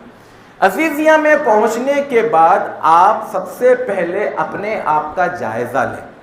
بعض لوگ جاتے ہی چلو عمرہ کریں گے، جدہ عمرہ کریں گے، جان چھڑانے والی بات کرتے ہیں۔ ایسا نہیں ہونا چاہیے۔ اگر آپ تھکے ہیں آرام کیجیے، اگر آپ کو بھوک لگی ہے آپ کھا پی لیجیے، اگر آپ کو نہانا ہے نہا لیجیے، کسی کو چائے کی طلب ہے، جو ضرور۔ آپ جب عمرے کے لیے جائیں تو آپ کے دل کے اندر ایک شوق ہونا چاہیے، ایک جذبہ ہونا چاہیے، عبادت، اللہ کے اس گھر کو دیکھنے کی جو تمنا، جو آرزو ہے، وہ دیجیے میرے، یہ انتہائی انسان جو ہے چستی کے ساتھ، آمادگی کے ساتھ وہاں پر جائے، سستی کے ساتھ، زبردستی کے ساتھ وہاں پر نہ جائیں۔ ابھی یہاں پر دیکھیں ہٹی، ابھی یہ عزیزیہ میں آنے جانے کے بعد آپ کو یہاں پر آپ کو حج مشن والے بسیں دیتے ہیں۔ یہ جو بسیں ہیں آپ کو لے جاتی ہے، دو طرح کے بسیں آپ کو استعمال کرنا پڑے گا۔ عزیزیہ سے لے کر خدئی ایک پارکنگ ہے، خدئی پارکنگ تک حج مشن کی بسیں آتی ہیں، یہ لا کر آپ کو یہاں پر چھوڑ دے گی۔ اب یہاں پر سعودی گورنمنٹ کی بسیں ہیں ساپٹکو کے نام سے، سعودی عربیہ پبلک ٹرانسفر کمپنی، یہ بسیں آپ کو کلاک ٹاور کے بیسمنٹ میں چھوڑتی ہیں۔ اس میں ایک نقطہ سمجھیں، یہاں پر عزیزیہ سے آپ کے بلڈنگ کے قریب بس اسٹاپ بنے ہوئے ہیں، ہر چند بلڈنگوں پر ایک بس اسٹاپ ہے۔ آپ کا اپنا بس اسٹاپ مان لیجئے 9 نمبر ہے، تو آپ 9 نمبر بس سے جائیں کدئی میں اتریں، یہ سعودی عرب کی ساپٹکو کی بسیں، اس پر سوار ہو جائیں، اس میں کوئی پابندی نہیں ہے، اس میں انڈین بھی جائیں گے، پاکستانی بھی جائیں گے، بنگلہ دیشی بھی جائیں گے، جتنے کچھ وہاں پر پہنچ رہے ہیں وہ سب حرم جانے کے لیے آزاد ہیں۔ اب یہ ساپٹکو کی بس آپ کو لے جا کر چھوڑے گی ٹاور کے، کلاک ٹاور کے بیسمنٹ۔ واپسی کے لیے یہ یاد رکھیں، جب آپ واپس آئیں گے تو یہ ساپٹکو کی بسوں میں آپ بیٹھ کر کدئی میں آپ آئیں، کسی بھی بس میں بیٹھیں، لیکن جب کدئی سے آپ کو سوار ہونا ہے تو آپ کو 9 نمبر کی بس میں ہی بیٹھیں۔ آپ 12 نمبر کی بس میں بیٹھیں گے، مان لیجئے ہے تو حج مشن کی، حج کمیٹی کی، آپ انڈین فلیگ کا وہ اسٹیکر دیکھ کر بولے یہ انڈین کی ہے، چلو چڑھ جائیں گے۔ بسا اوقات وہاں پر چیک کرے گا آپ کا بیلٹ وغیرہ جو بھی ہے، تو آئی کارڈ وغیرہ، اگر چیک نہیں کیا آپ یہاں پر بیٹھے تو ہو سکتا ہے آپ کی یہ جو بلڈنگ ہے، یہ بلڈنگ سے 2 کلومیٹر 3 کلومیٹر، اور آپ کو وہاں سے وہاں جانے کے لیے سوائے پیدل کے اور کوئی آپشن نہیں ہے۔ لہذا کدئی میں جب آپ واپس آ رہے ہوں تو اپنا جو بس اسٹاپ نمبر ہے اسی کی بس میں بیٹھا۔ ابھی یہاں پر آپ کو کدئی میں مان لیجئے الگ الگ بسیں کھڑی ہیں، 1 نمبر 2 نمبر 3 نمبر 4 نمبر، وہیں پر قریب میں ہی ہے، آپ اپنی جو بس نمبر ہے، بس اسٹاپ نمبر ہے، اسی میں آپ بیٹھیں۔ مکہ میں پہنچنے کے بعد سب سے پہلی چیز آپ کو جو چیزیں بھی دی جا رہی ہیں، مان لیجئے یہ آئی کارڈ، اس کو گلے میں ڈال لیجئے، مان لیجئے کڑا، یہ اپنے ہاتھ میں پہن لیجئے، اور پھر یہ ایک نسک کارڈ ہوتا ہے، اس کو بھی اس طرح کا بیلٹ ہوتا ہے، یہ بھی ڈال لیجئے، جو دے رہے ہیں سب ڈال لیجئے۔ آپ اپنی حفاظت چاہتے ہو یا آپ اپنوں کی حفاظت چاہتے ہو، یہ بہت ہلکی چیز ہے، لیکن اگر آپ نے اس کو نہیں رکھا تو حج سے پہلے ہی ہمارے گناہ دھل جائیں گے، اتنا پریشان ہو جائیں گے کہ پھر حج کے لیے کچھ گناہ باقی نہیں رہیں گے۔ انسان پریشان ہو جائے گا، چڑچڑا ہو جاتا ہے، اناپ شناپ نکلنے لگ جاتا ہے۔ ایک اور بیلٹ ہوتا ہے پیلے کلر کا، وہ بیلٹ، اس میں آپ کی راحت کا کچھ سامان ہے، اگر اللہ خیر کرے کہیں ادھر ادھر ہو جائیں، گم ہو جائیں، تو آپ کو یہ کڑا دیکھ کر، یہ آئی کارڈ دیکھ کر کوئی بھی اللہ کا بندہ ملے گا جو آپ کو آپ کے راحت کا کوئی سامان بس اسٹاپ تک لے جا کر چھوڑے گا، کہیں نیچے لے جا کر چھوڑے گا، کہیں بتائے گا، کچھ نہیں کرے گا تو کم از کم حج مشن کے آفس میں لے جائے گا، وہ اپنی گاڑیوں میں لے جا کر آپ کو پہنچائیں۔ لیکن ہمارے بعض لوگوں کو یہ جو ہے نا یہ سب کیا ہے, چھوٹے بچے ہیں کیا, اسکول میں ہم اسکول میں جا رہے ہیں کیا, یہ بڑی باتیں نہیں کرنا. اور بعض اوقات اللہ تعالیٰ ہو سکتا ہے یہ بڑی باتوں کرنے پر بھی کہیں پھانس سکتا ہے. اور ہم لوگ ایسے بہت سارے حاجیوں کو دیکھا, خود ہمارے آنسو نکل پڑے کہ ہم زبان ہونے کے باوجود ان کی کوئی مدد نہیں کر پا رہے ہیں. تو لہٰذا یہ چیزوں کو آپ اپنے ذہن میں ضرور رکھیں. جو بھی چیز دی جا رہی ہے آپ کے پاس, ایک اور چیز ابھی سے بتا دیتا ہوں تاکہ بعد میں پھر اس کی ضرورت نہ پڑے. یہ ایک کارڈ ہے, یہ بیلٹ ہے, یہ صرف ان لوگوں کو ہوتا ہے جو ٹرین میں جا رہے ہیں, اور ٹرین میں جانے نہ جانے کا آپ کو چوائس نہیں ہے. وہ لوگ طے کرتے ہیں کہ بھئی کون سے ٹینٹ کے لوگ ٹرین سے جائیں گے, کون سے ٹینٹ کے لوگ وہ بس سے جائیں گے. اگر آپ کے پاس ٹرین کا ہے تو جب آپ 8 تاریخ کو وہاں ہوں گے تو آپ کو یہ بیلٹ دیا جائے گا. یہ بیلٹ میں 4 سوراخ ہیں. آپ اپنے ہاتھ کے سائز کے حساب سے یہ جو بٹن ہوتے ہیں ہمارے, یہ پریس کرنے والے, یہ بٹن کی طرح یہ بٹن ہے. جب ایک مرتبہ آپ اچھے سے مضبوطی کے ساتھ اس کو بٹھا دیں, آواز آئے گی. اس آواز کے آنے تک آپ اس کو لگائیں, وہ ایسا بیٹھ جائے گا کہ پھر بعض اوقات یہ نکالنا مشکل ہوتا ہے, کاٹنا پڑتا ہے. لیکن اس کو اتنا لوز رکھیں کہ آپ وضو کر رہے ہوں تو پانی اندر تک پہنچے. ایسا نہیں ہو کہ آپ اتنا فٹ بٹائیں کہ پھر آپ کا پانی اندر نہیں جا رہا ہے, آپ کا وضو ہی نہیں ہو رہا. اس بات کا آپ خیال رکھیں. آگے چل کر عرفات جانے کے وقت میں اس پر ہم دوبارہ کچھ بات کریں گے. اب آپ کو نکلنا ہے عزیزیہ سے مینا کی طرف, عزیزیہ سے مکہ کی طرف. آپ مکہ میں آئے, اب آپ کو عمرہ کرنا ہے. عمرہ کرنے کے حوالے سے یہ بات یاد رکھیں, جیسے ہی آپ حرم میں آئیں گے, حرم میں آنے کے بعد آپ سب سے پہلا کام یہ کریں, حرم کے باہر ایک جگہ طے کریں کہ اگر اللہ خیر کرے کوئی مس ہو جائے تو یہاں پر ہم کو واپس آ کر انتظار کرنا ہے. اور عام طور پر کیا ہوتا ہے, مان لیجئے میاں بیوی دونوں ہیں, تو دونوں مان لو ایک جگہ بچھڑ گئے. اب ہوتا کیا ہے, میاں بیوی کو ڈھونڈ رہا ہے, بیوی میاں کو ڈھونڈ رہی. ایسا نہیں ہونا چاہیے. یہ طے کر لیں آپ کہ بیوی جہاں مس ہو گئے, جہاں چھوٹ گئے, وہ بیٹھے رہے گی, شوہر ان کو ڈھونڈنا چاہیے.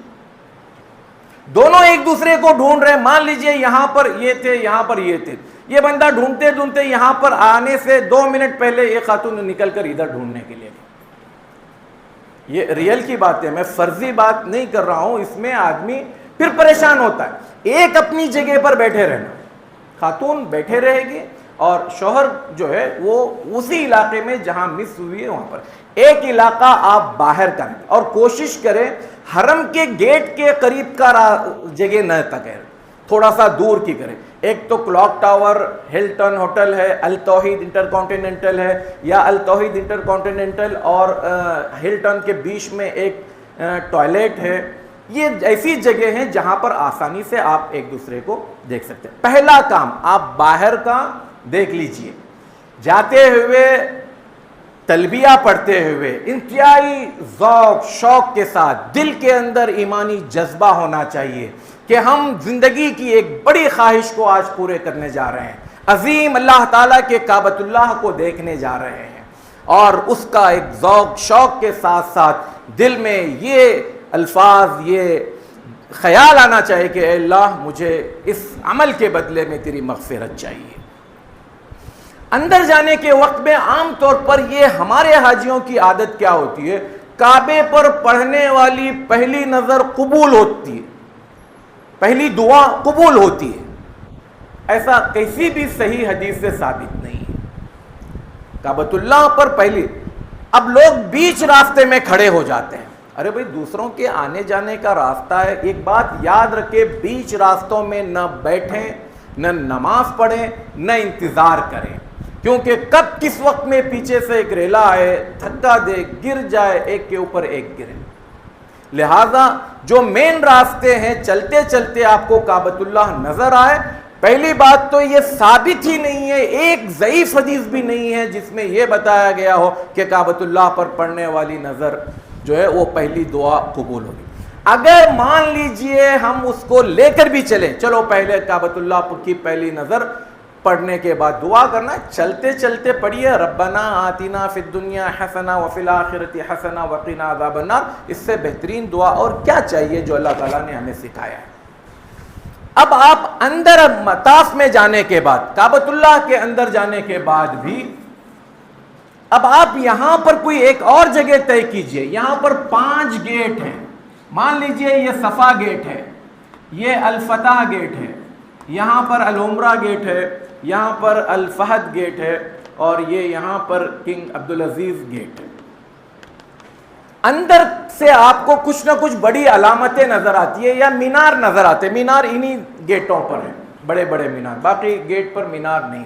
آپ اندر طے کریں کہ اندر اگر مس ہو گئے تو ہم یہاں پر جمع ہوں گے، اور کوشش کریں کہ یہ حتیم کا جو علاقہ ہے یہ کشادہ ہے، یہ یہاں پر بڑی کشادہ جگہ ہے، یہ یہاں پر آ کر یہ راستہ تھوڑا سا تنگ ہو جاتا ہے، اس علاقے میں نہ کر آپ ادھر کا باب الفتح، باب العمرہ وغیرہ کے آس پاس میں طے کریں، آسانی کے ساتھ آپ مل جائیں گے۔ اب آپ کو اندر جانے کے بعد اپنا عمرہ شروع کرنا ہے۔ عمرہ شروع کرنے کے لیے سب سے پہلے آپ کو طواف کرنا ہے۔ طواف کرنے سے پہلے اس بات کا خیال رکھیں کہ نماز کو کتنا وقت باقی ہے۔ مان لیجئے نماز اذان کو پونا گھنٹہ باقی ہے، پونا گھنٹے میں آپ کا طواف نہیں ہوگا۔ خاص کر اگر ہماری بہنیں طواف کے لیے جا رہی ہیں تو نماز سے کم از کم 2 گھنٹہ پہلے اگر طواف کے لیے جائیں تو ٹھیک ہے۔ ہوتا یہ ہے کہ اندر طواف کر رہی ہوتی ہے، اذان سے تقریباً 15 منٹ پہلے جو اندر ذمہ داران ہوتے ہیں وہ خواتین کو باہر نکال رہے ہوتے ہیں۔ اب جب باہر نکال رہے ہوتے ہیں تو خواتین طواف نہیں کر سکتی، اور لوگ جو ہے اپنی صفیں بنانا شروع کرتے ہیں۔ اب اس میں یا تو مردوں سے ٹکراتے ہوئے باہر آئے، یا بسا اوقات نیچے نہ دیکھتے ہوئے گرنے کا بھی چانس ہے۔ لہذا اگر آپ کی نماز سے پہلے 2 گھنٹے پہلے، 1.5 گھنٹے پہلے انٹری ہو رہی ہے، میں عام طواف کی بھی بات کر رہا ہوں اور عمرے کے طواف کی بدرجہ اولا، اگر نماز کا وقت ہے آپ اطمینان سے رک جائیے، نماز پڑھ کر پھر آپ اپنا عمرہ شروع کریں۔ اب عمرہ شروع کرنے کے لیے سب سے پہلی چیز آپ یہ طے کر لیں کہ آیا آپ باوضو ہیں یا نہیں۔ طواف کے لیے وضو شرط ہے، یہی زیادہ صحیح قول ہے۔ طواف کے لیے 2 چیزیں ہیں جس میں وضو شرط ہے، نماز اور طواف۔ لیکن بعض علماء نے بعض اوقات کے لیے، بعض لوگوں کے لیے، مان لیجئے کسی کو گیس کی شکایت ہے، زیادہ دیر بیچارہ اپنا وضو نہیں ٹکا پا سکتا، ایسا بیمار ہو، یا ایسا انسان جس کو پیشاب کے قطرات کے گرنے کی بیماری ہے، تو اس کے لیے حکم یہ ہے کہ شروع کرنے کے وقت میں وہ باوضو ہو، درمیان میں جو ہو گیا وہ اللہ تعالیٰ انشاءاللہ معاف کرے گا۔ لیکن ایک صحت مند انسان جو اچھا خاصا ہے اس کو باوضو ہو کر پورا طواف کرنا چاہیے۔ پہلی چیز آپ باوضو ہیں یا نہیں یہ کنفرم کریں، اگر وضو سے نہیں ہے آپ وضو کر لیں۔ وضو کرنے کے بعد اندر آئیں، اندر آنے کے بعد مرد حضرات سب سے پہلے اپنے احرام کو صحیح کر لیں، یعنی جو احرام ایسا تھا اس کو آپ کیا کریں، اس طرح سے کریں۔ یہ احرام آپ کا ہو گیا۔ اب اس کے بعد آپ نیت کریں عمرے کی، طواف کی، عمرے کے طواف کی نیت کریں۔ نیت کے لیے زبان سے الفاظ ثابت نہیں ہیں، دل میں ارادہ کریں گے یہ جو طواف کر رہے ہیں آپ، یہ طواف کیا ہے، عمرے کا طواف ہے، ٹھیک ہے۔ اب آپ آئیں گے کہاں پر، یہ دیکھیں یہ ہے حجر اسود، یہ ہے رکن یمانی، یہ ہے حتیم۔ اب آپ یہاں پر آ کر کھڑے ہو جائیں گے، اس انداز میں کھڑے ہوں گے کہ حجر اسود آپ کے سامنے ہے لیکن بائیں سیدھے ہاتھ کی طرف ہے، یعنی یہ سمجھے یہ حجر اسود ہے تو میں اس سے تھوڑا سا ادھر ہی ہوں ابھی، کیونکہ مجھے یہاں پر نیت کرنی ہے, دل میں ارادہ کرنا ہے. دل میں ارادہ کرنے کے بعد طواف کا آپ کہیں گے بسم اللہ اللہ اکبر. چونکہ پہلا طواف ہے یا پہلا چکر شروع کر رہے ہیں تو آپ بسم اللہ بھی کہیں گے, اللہ اکبر بھی کہیں گے.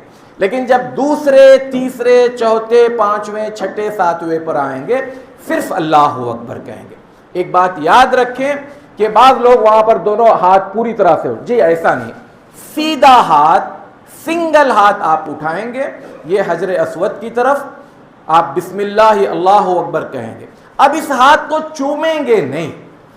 چومنا کب ہے؟ جب آپ ڈائریکٹ منہ لگا رہے ہوں یا ڈائریکٹ ہاتھ لگا رہے ہو تو آپ اس کو چوم سکتے, یا چھڑی وغیرہ ہے آپ نے اس کو لگایا تو اس چھڑی کو چوم سکتے ہیں. اب تو چھڑی لے جانے کا سوچ بھی نہیں سکتے.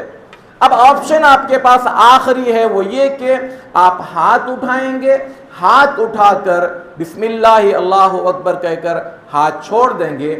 ایک اور دعا ہے جو اگرچہ کہ اللہ کے رسول صلی اللہ علیہ وسلم سے مرفوعاً ثابت نہیں ہے, لیکن حضرت ابن عمر رضی اللہ تعالیٰ عنہ اور حضرت ابن مسعود رضی اللہ تعالیٰ عنہ سے ثابت ہے.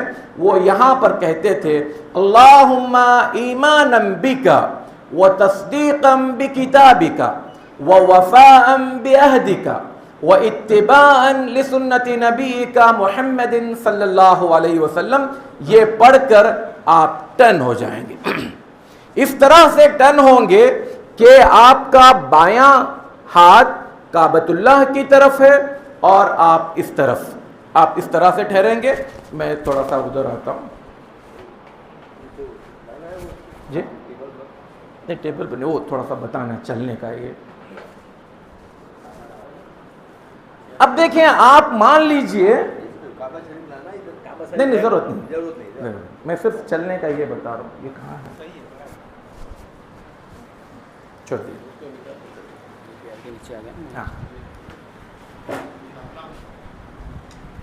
عام طور پر ہمارا حاجی رش دیکھ کر ڈر جاتے ہیں, گھبرا جاتے ہیں. اب تو ماشاءاللہ میں چہرے دیکھ رہا ہوں, ماشاءاللہ صحت مند, جوان سب کچھ ہیں. کسی زمانے میں تقریباً سب 75-80 سال کے ہوتے تھے تو بیچارے وہ گھبرا جاتے تھے کہ اندر کیسے جائیں گے, کیا کتنا ہی رش کیوں نہ ہو. اگر آپ کو 3 پرابلم میں سے کوئی ایک پرابلم بھی نہیں ہے, آپ کی ہائٹ کم نہیں ہے, 5 فٹ ہے, ہمت کیجئے, بالکل آپ اندر تک جا سکتے ہیں.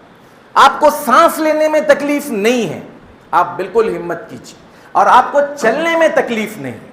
اگر 3 میں سے کوئی ایک پرابلم بھی ہے تو پھر آپ ہمت مت کیجیے. سانس لینے میں بیماری ہوتی ہے نا کچھ لوگوں کو کہ گھبراہٹ یا سانس لینے میں تکلیف ہو رہی ہے, یا ہائٹ کم ہے کیونکہ پھر وہ حبس ہونے لگتا ہے, یا پھر چلنا ہی نہیں آ رہا ہے تو مسئلہ ہوتا ہے. اگر یہ 3 چیزیں نہیں ہیں, آپ بالکل مقام ابراہیم تک, میں وہاں جا کر پھر سے بتاؤں, مقام ابراہیم تک چاہے خواتین ہوں, مائیں ہوں, بزرگ ہوں, آپ ہمت سے اس طرح سے چلیں. دیکھیں آپ یہ جو ہے مطاف کے بالکل اینڈ میں ہیں. جب آپ طواف شروع کریں گے بسم اللہ اللہ اکبر کہہ کر آپ نکلیں. اب آپ دیکھیں پیر اس طرح سے چلنا ہے, تھوڑا تھوڑا آپ بائیں طرف, کوئی پبلک کتنی ہی رہنے دو, آپ کو پیر تو رکھنا ہی ہے نا. آپ سامنے والے نے پیر اٹھایا, آپ کو جگہ ملی, آپ اس پر جگہ پر آپ رکھیں. اب دھیرے دھیرے دھیرے کرتے آپ آدھے سے پونا طواف ہونے سے پہلے کہاں ہے؟ مقام ابراہیم کے آس پاس میں آپ پہنچ گئے. کوئی دھکم دھکی نہیں ہوگی, کوئی کسی کے ساتھ کوئی مسئلہ نہیں ہوگا, لیکن چلیں گے آپ دھیرے سے. مان لیجئے یہی راستہ آپ جو ہے یہاں پر حجر اسود پر سیدھا اس طرح سے جانا چاہیں گے تو نہ آپ ٹھیک سے جائیں گے, دوسروں کو تکلیف ہوگی اور دھکم دھکی ہوگی, اور لیڈیز ہوگی تو یہ بہت ہی زیادہ مطلب شرم و حیا سے باہر کی بات ہوگی. آپ کے ساتھ خواتین ہیں, آپ ہمت سے بالکل دھیرے دھیرے اس طرح سے آپ اندر کی طرف چلتے جائیں گے تو آپ مقام ابراہیم پر آنے کے بعد یہ اس سے اندر مت جائیں. یہ مقام ابراہیم کے اندر جانے کا پرابلم یہ کہ جب یہاں پر ٹرن لیتے ہیں تو ایک دوسرے کے اندر پھر دب جاتے ہیں. خاص کر خواتین کے لیے مسئلہ ہوتا ہے, نوجوان ہو تو وہ ہمت کر سکتے ہیں اندر جانے کی. ٹرننگ پر یہ جو مقام ہے یہاں سے مسئلہ ہو سکتا ہے. اب یہاں پر دیکھیں یہ یہاں سے آپ نے نکلے، آپ پر کسی بھی چکر میں کوئی بھی خاص دعا نہیں ہے. کچھ کتابیں ملے گی آپ کو، پہلی چکر کی یہ دعا، دوسری چکر کی یہ دعا، تیسری چکر کی یہ دعا. کچھ تربیتی کیمپوں میں وہ دعائیں اتنا رٹانے کی کوشش کی گئی کہ بندہ تربیتی کیمپ چھوڑ دیا، بھیا یہ نہیں ہوتا، ثابت ہی نہیں ہے. بلکہ میں اس کا ایک ویک پوائنٹ بتاتا ہوں. اس میں ایک دعا ہے جن لوگوں نے لکھا ہے، اللہم اظلنی یوم لا ظل الا ظلک، اے اللہ تو مجھے سایہ دے اس دن جب تیرے سائے کے علاوہ کوئی سایہ نہیں ہوگا. اب ہماری زبان کیا ہے، ہم کو عربی مخارج آتے ہیں. اب میں پڑھ رہا ہوں اس کو، دیکھیں اللہم اظلنی، یہ ضا سے ہے. اب میں پڑھ رہا ہوں اللہم اذلنی، اے اللہ تو مجھے ذلیل کر اس دن جب تیری ذلت کے علاوہ کوئی ذلت نہیں. کیوں بھائی حرم میں کھڑے رہ کر ہم اپنے آپ کے لیے بد دعا کریں؟ یہ چیز آپ پر لادی ہی نہیں گئی، آپ آزاد ہیں، آپ اپنی دعا کیجیے. اور عام طور پر ہمارا حاجی پریشان ہوتا ہے، مان لیجئے 4 چکر ہوئے، 5 چکر ہوئے، 3 چکر ہوئے، بعض والے کتنے ہوئے، انہوں نے بولتا 4 ہو گئے، ایک بولتا نہیں 5 ہوئے، پریشان. اب کچھ لوگ وہ 7 دانے کی تسبیح لے کر چلتے ہیں، اس میں بھی کنفیوژن ہوتا ہے، ارے ایک شاید اس نے زیادہ بڑھا لیا یا تو بڑھایا ہی نہیں.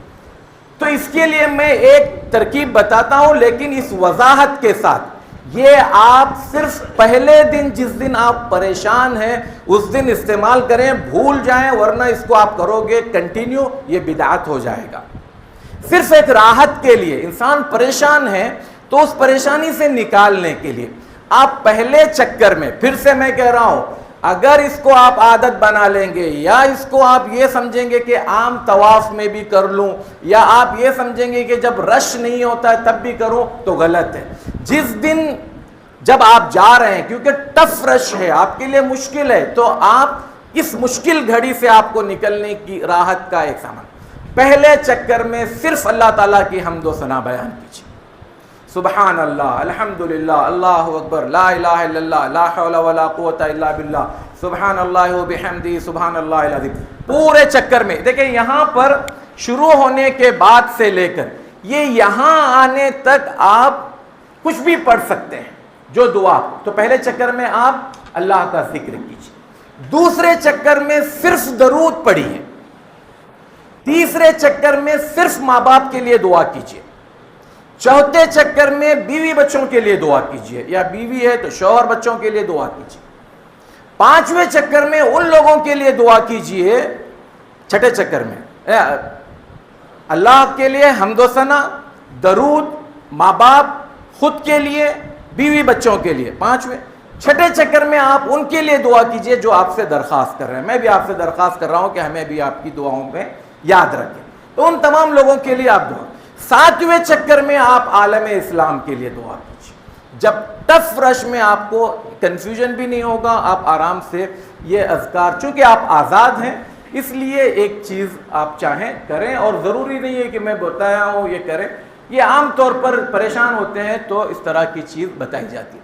اب یہاں پر جب آپ آئیں گے رکن یمانی پر، رکن یمانی پر آپ اگر آسانی کے ساتھ اس کو چھو سکتے ہیں تو صرف چھوئیں گے اور چھوڑ دیں گے. چھونے کے بعد بھی اس کو چومنا نہیں ہے اور نہ یہاں پر کچھ کرنا ہے. رکن یمانی پر آپ اگر چھو سکے ٹھیک ہے، اگر نہ چھو سکے تو ہاتھ اٹھانے کی بھی ضرورت نہیں ہے.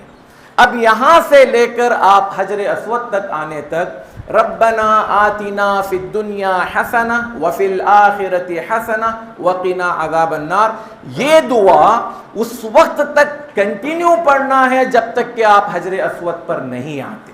چاہے ایک بار میں آ جائیں، چاہے 2 بار میں آ جائیں، چاہے 15 بار لگے، چاہے 20 بار، خاموشی نہیں ہے. آپ اس دعا کو کنٹینیو پڑھتے رہیں.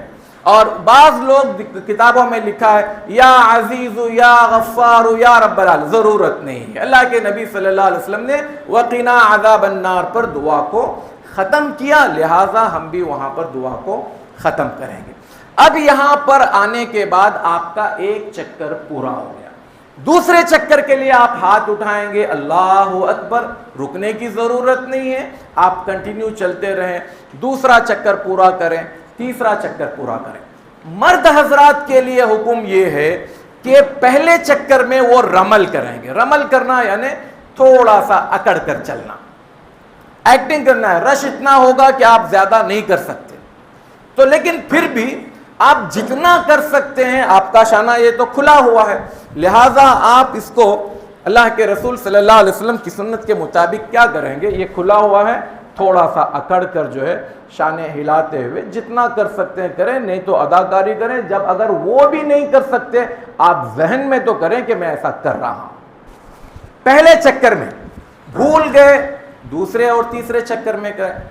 دوسرے چکر میں بھی بھول گئے تو صرف تیسرے چکر میں کریں, اور تیسرے چکر میں بھول گئے تو پھر بھول ہی جائیے, اب چوتھے چکر میں کرنے کی ضرورت نہیں. اس کی جگہ ابتدائی 3 چکر. یہ 7 چکر جب آپ کے مکمل ہو جائیں, چھٹا چکر پر جب آپ آئیں گے تو چھٹے چکر پر آپ اللہ اکبر کہہ کر اب آپ حرم کے قریب, کعبۃ اللہ کے قریب ہیں. جیسے آپ نے پہلے چکر میں دھیرے دھیرے دھیرے لیفٹ میں گئے تھے, چھٹا چکر پورا ہوتے ہی اب آپ کیا کریں, دھیرے دھیرے رائٹ میں آئیں. آپ آدھا راؤنڈ ہونے سے پہلے یعنی حتیم تک جو ہے آپ پوری طرح سے مطاف کے باہر ہیں. نہ آپ نے کسی کو تکلیف دی. آپ کے کم از کم 6 چکر جو ہے یا 5 چکر تو مکمل طور پر, یا 6 چکر بھی آپ کہہ سکتے ہیں, آپ بالکل قریب سے کریں ہیں اور بالکل اطمینان سے کریں گے. اور نکلنے کے ٹائم پر بھی آپ غیر شعوری طور پر تھوڑا تھوڑا 5 سینٹی 7 سینٹی 10 سینٹی آپ رائٹ میں ہوتے جائیں گے. تو دیکھتے ہی دیکھتے آپ جو ہے, یہاں دیکھیں, یہ یہاں سے آپ شروع کریں گے باہر نکلنا تھوڑا تھوڑا. یہ ہم تو مقام ابراہیم کے ادھر ہی رہیں گے. ایسا کرتے کرتے یہاں پہنچے, یہ کشادہ جگہ, آپ بالکل آخری میں آئیں. اب جب آخری میں آنے کے بعد آپ یہاں پر کھڑے ہیں تو یہاں پر اللہ اکبر کہہ کر آپ کا 7واں چکر مکمل ہو گیا. اب آپ کو جا کر 2 رکعت تحیت الطواف کے نام کی نماز پڑھنا ہے. تحیت الطواف نام کی نماز اللہ کے رسول صلی اللہ علیہ وسلم نے ایسی پڑھی کہ آپ مقام ابراہیم کے اس پار تھے, مقام ابراہیم بیچ میں تھا, کعبۃ اللہ اس کے آگے تھا. لیکن اس نماز کے لیے آپ پابند نہیں ہیں کہ اسی جگہ نماز پڑھی جائے. اس زمانے میں رش نہیں تھا, آسان تھا, آپ نے پڑھ لیا. اب آپ کے لیے حکم یہ ہے کہ پورے حرم میں جہاں جگہ ملے گی وہاں پر آپ یہ نماز پڑھ سکتے ہیں, پابند نہیں. ہاں, اس 2 رکعت کی نماز میں پہلی رکعت میں آپ قل یا ایھا الکافرون پڑھیں گے, دوسری رکعت میں قل هو اللہ احد پڑھیں گے. نماز سے سلام پھیرنے کے بعد زمزم پانی آپ کو کہیں پر بھی ملے گا, زمزم کا پانی پی لیجئے. اچھا, یہاں پر ایک اور چیز, بعض لوگ زمزم کے پانی کو کھڑے رہ کر پینے کو سنت سمجھتے ہیں. ارے بھئی, اللہ کے رسول صلی اللہ علیہ وسلم جس جگہ یہ پانی پیا تھا وہ ڈائریکٹ کنویں کے پاس تھا, کیچڑ تھا پوری طرح سے. آپ صلی اللہ علیہ وسلم وہاں پر بیٹھ نہیں سکتے تھے, اس لیے آپ نے کھڑے رہ کر پیا. اور چونکہ احرام کی حالت میں آپ نے پیا تھا تو سر کھلا تھا. اب لوگ عادت بنائے کہ جو بندہ ٹوپی بھی پہنا ہوا ہے وہ ٹوپی نکال کر بیٹھا ہوا ہے تو کھڑے رہ کر پیتا. یہ غلط ہے. پانی پینے کا نبوی طریقہ یہی ہے کہ بندہ بیٹھ کر پیے, 3 سانس میں پیے, بسم اللہ کہہ کر پیے. تو زمزم بدرجہ اولا اس بات کا, اس کا تقاضا ہے کہ وہ سنت کے مطابق پیا جائے. تو یہ جو بات ہے وہ اللہ کے رسول صلی اللہ علیہ وسلم کی ایک خاص سچویشن تھی, اس کو ہم ہر جگہ لاگو کریں گے, یا آپ صلی اللہ علیہ وسلم نے اس کو یہی طریقہ ہے بول کر ہمیں نہیں بتایا. دیکھیں, اگر آپ وہاں پر پڑھ رہے, نماز موقع مل رہا ہے, آج کی تاریخ میں مقام ابراہیم پر نماز پڑھنا مطلب اپنے آپ کو خطرے میں ڈالنا, کیونکہ مطاف اتنا بڑھ چکا ہے کہ مقام ابراہیم تک پہنچانے کے لیے مجھے باقاعدہ ایک طریقہ بتانا پڑا, یہاں تک آپ کیسے پہنچ سکتے ہیں. وہاں ہاں نہیں, ضرورت نہیں ہے. اللہ کے رسول صلی اللہ علیہ وسلم نے یہ صرف یہ بتانے کے لیے کہ بندے کو جب کوئی نماز اگر پڑھنے کا موقع ملے, خاص کر فرض نمازوں کے لیے مقام ابراہیم, تو فرض نمازیں تو پڑھی جاتی ہے, لیکن پھر بھی تحیت الطواف اگر کسی کو موقع ملے تو نو ڈاؤٹ افضل بہتر تو یہی ہے. لیکن آپ دوسروں کو تکلیف دیتے ہوئے، اب بعض لوگ کیا کرتے ہیں، 4-5 لوگ کھڑے ہیں سیکیورٹی گارڈ بن کر، اب وہ بندہ نماز پڑھ رہا ہے، بھئی آپ ہزاروں لوگوں کو تکلیف دے کر، جو کہ حرام ہے، 2 رکعت سنت پڑھ رہے ہیں، اس میں آپ کو لطف آ رہا ہے؟ آپ اپنی جان کو خطرے میں دے رہے ہیں۔ زمزم پینے کے بعد اگر آپ ایسی جگہ پر بیٹھے ہیں جہاں پر پانی گرنے پر کوئی مسئلہ نہیں ہے، جیسے جہاں پر برمیل بھرے جاتے ہیں، وہاں پر اگر آپ چاہیں تھوڑا سا پانی لے کر سر پر ڈالیں، یا پھر سلیقے سے پانی لے ہلکا سا سر پر ڈالیں، اللہ کے رسول صلی اللہ علیہ وسلم نے یہ کام بھی کیا ہے۔ تو یہ ہو گیا آپ کا طواف۔ اس طواف میں آپ نے 3 بار رمل کیا، 7 چکروں میں آپ نے اجتباء کیا۔ جیسے ہی آپ کا 7واں چکر مکمل ہوا، نماز پڑھنے سے پہلے آپ کو اپنا اجتباء باہر ہو جانا چاہیے، یعنی نماز پڑھنے کے وقت میں آپ کا کندھا ڈھکا رہنا چاہیے، اس طرح سے اس حالت میں نماز نہیں پڑھنا چاہیے۔ اللہ کے رسول صلی اللہ علیہ وسلم نے کندھے کھلے رکھ کر نماز پڑھنے سے ویسے ہی منع کیا ہے۔ لہٰذا آپ جب 7واں چکر مکمل ہو گیا تو جیسے آپ شروع کرنے کے وقت میں آپ نے اجتباء کیا، ختم کرتے آپ اجتباء سے باہر آئے، اور اس طرح سے کر آپ نماز پڑھیں گے۔ تو یہ طواف مکمل ہو گیا، عمرے کا طواف۔ دیکھیں، یہ عمرے کا وقت ایسا ہے کہ آپ پہلے عمرے سے فارغ ہو جائیں۔ ملتزم پر جانا یہ آسان نہیں ہے۔ اب میں اسی لیے کہہ رہا ہوں، دیکھیے ملتزم کے پاس جانا، حجر اسود کی طرف جانا، پہلے عمرے میں تو آپ بھول جائیں، آپ پہلے عمرے سے فارغ ہو جائیں۔ آپ کو کافی دقت کا سامنا کرنا پڑتا ہے، رش انتہائی ایسا ہوتا ہے کہ آدمی پریشان ہو جاتا ہے۔ لہٰذا یہ سب چیزیں سنت ہیں، مستحب ہیں۔ حج سے یا عمرے سے اس کا کوئی لینا دینا نہیں، اگر بندہ کر لے ٹھیک ہے۔ ویسے بھی اللہ کے رسول صلی اللہ علیہ وسلم نے طواف کے وقت میں ملتزم کے پاس گئے ہوں ایسا ثابت نہیں ہے۔ ہاں، آپ صلی اللہ علیہ وسلم نے بوسہ دیا، یہ کافی ہے۔ اچھا، یہاں پر عقیدے کے متعلق ایک چیز، جب آپ بوسہ دے رہے ہو، یہ اٹھا رہے ہو، اب بعض لوگ کیا کہتے ہیں، پورے کعبۃ اللہ کو چھونے، چومنے، رگڑنے کی کوشش کرتے ہیں۔ پورے کعبۃ اللہ میں صرف 2 جگہ ایسی ہیں یہاں پر چوما جا سکتا ہے، یہاں چھوا جا سکتا ہے، باقی یہ جو کارنر ہیں ابراہیم علیہ السلام کے بنائے ہوئے کارنر نہیں ہیں۔ لہٰذا یہ حصہ کعبۃ اللہ کا شامل تھا جب ابراہیم علیہ السلام نے بنایا تھا، یہاں پر پورے کعبۃ اللہ میں کہیں چھونا نہیں۔ کچھ لوگ یہاں چومنے کے لیے بیٹھ جاتے ہیں، کچھ لوگ پتہ نہیں اپنے کپڑے اس پہ رگڑنے لگتے ہیں، یہ سب غیر ضروری چیزیں۔ حضرت عمر رضی اللہ تعالیٰ عنہ حجر اسود کے سامنے کھڑے رہ کر کہتے تھے، یا حجر انی لا اعلم انک حجر لا تضر ولا تنفع لولا انی رأیت رسول اللہ صلی اللہ علیہ وسلم یقبلک ما قبلتک ابدا۔ اے حجر اسود، مجھے پتا ہے کہ تو صرف ایک پتھر ہے، نہ فائدہ دے سکتا ہے نہ نقصان پہنچا سکتا۔ اللہ کی قسم، اگر میں اپنے نبی کو تجھے چومتے ہوئے نہ دیکھتا تو تجھے کبھی چومنے کے لیے نہیں آتا۔ یہ میرے اور آپ کا عقیدہ۔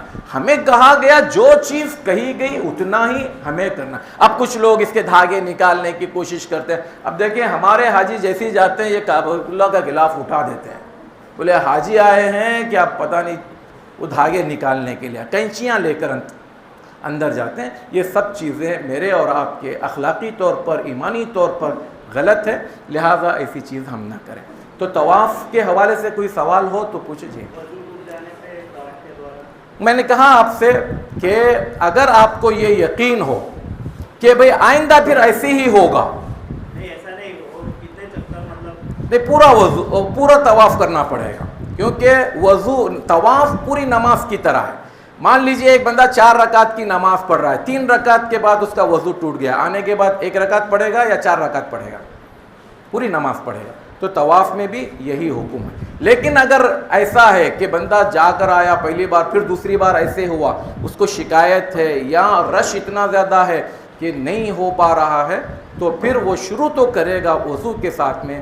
اگر ٹوٹ جائے، جیسے کہ میں نے کہا بعض علماء، اس میں نام بھی لوں گا، علامہ ابن العثیمین رحمۃ اللہ علیہ نے خاص کر حج کے آخری دنوں میں 10 تاریخ کا طواف، 12 تاریخ طواف ودا، یا پھر رمضان کے آخری عشرے میں اس کی گنجائش رکھیے. آپ کوشش کریں، کیونکہ دیکھیں دماغ کو آپ نے ایک بار کمنٹ دے دیا نا وضو ٹوٹا تو وہ توڑ دے گا.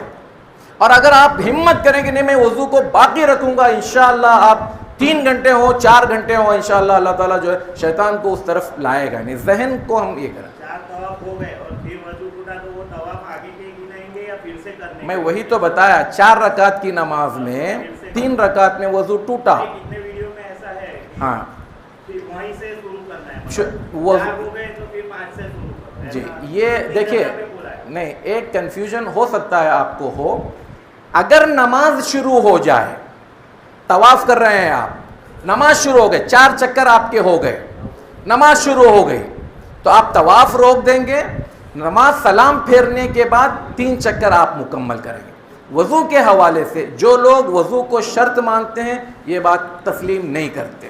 جو لوگ رخصت رکھتے ہیں تو پھر میں نے خود آپ کو بتایا کہ اگر آپ کا پرابلم ہے تو آپ اللہ کے سامنے اپنی بے بسی کو رکھیں، کنٹینیو کریں. ٹھیک ہے جی.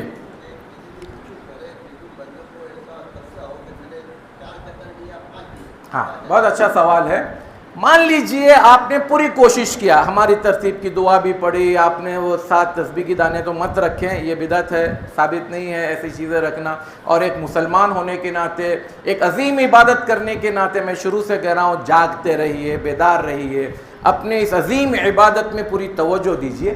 پھر بھی ایسا ہو سکتا ہے شیطان ہمارے ساتھ لگا ہے، مان لیجئے 3 ہوئے کہ 4 ہوئے، تو آپ 3 کو کنسیڈر کریں گے. 5 ہوئے کیا 6 ہوئے تو کم جو ہے اس کو آپ کنسیڈر کریں گے. نماز میں بھی یہی حکم ہے. امام نماز پڑھا رہا ہے، 3 ہوئے یا 4 ہوئے تو 3 مان لیں گے، چوتھی کو آپ ادا کریں گے. اگرچہ کہ وہ 4 ہوئی ہو تب بھی آپ سجدے سہو کر لیتے ہیں. تو یہاں پر طواف میں بھی ایسے ہی ہے، 3 یا 4 3، 4 یا 5 4، 5 یا 6 5.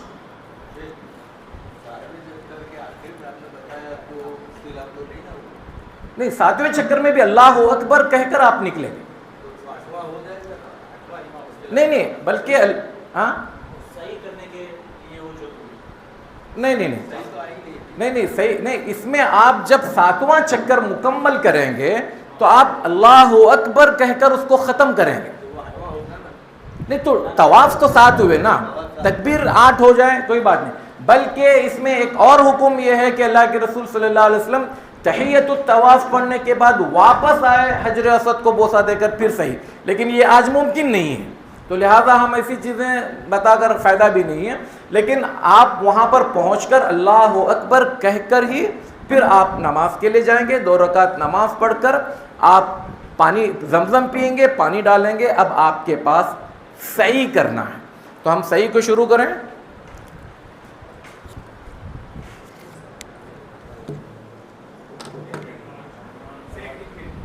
جی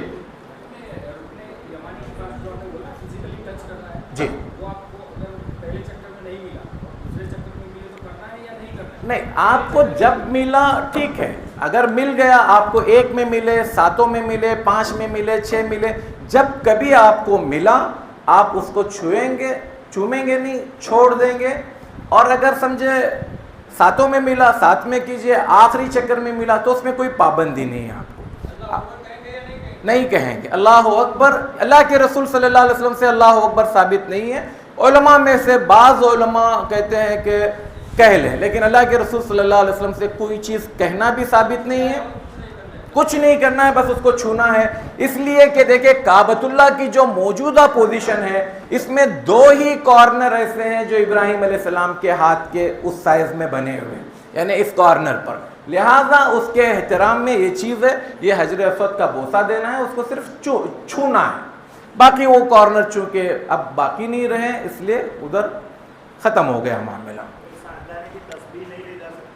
جی ضرورت نہیں ہے 7 دانے کی تسبیح، وہ خامخواہ ایک تکلف ہے. اور تکلف کے ساتھ ساتھ جو کنفیوژن آپ کو اپنے ذات پہ ادھر ہوگا شیطان ادھر بھی دلائے گا. تو اس میں الجھ کر رہنے کے بجائے آپ اپنے طور پر گنتے رہیں، جو بھی شکل ہو سکتی ہے آپ اس کو گنیں. آئیں اب ہم لوگ سعی کی طرف چلتے ہیں. سعی یہ جو ہے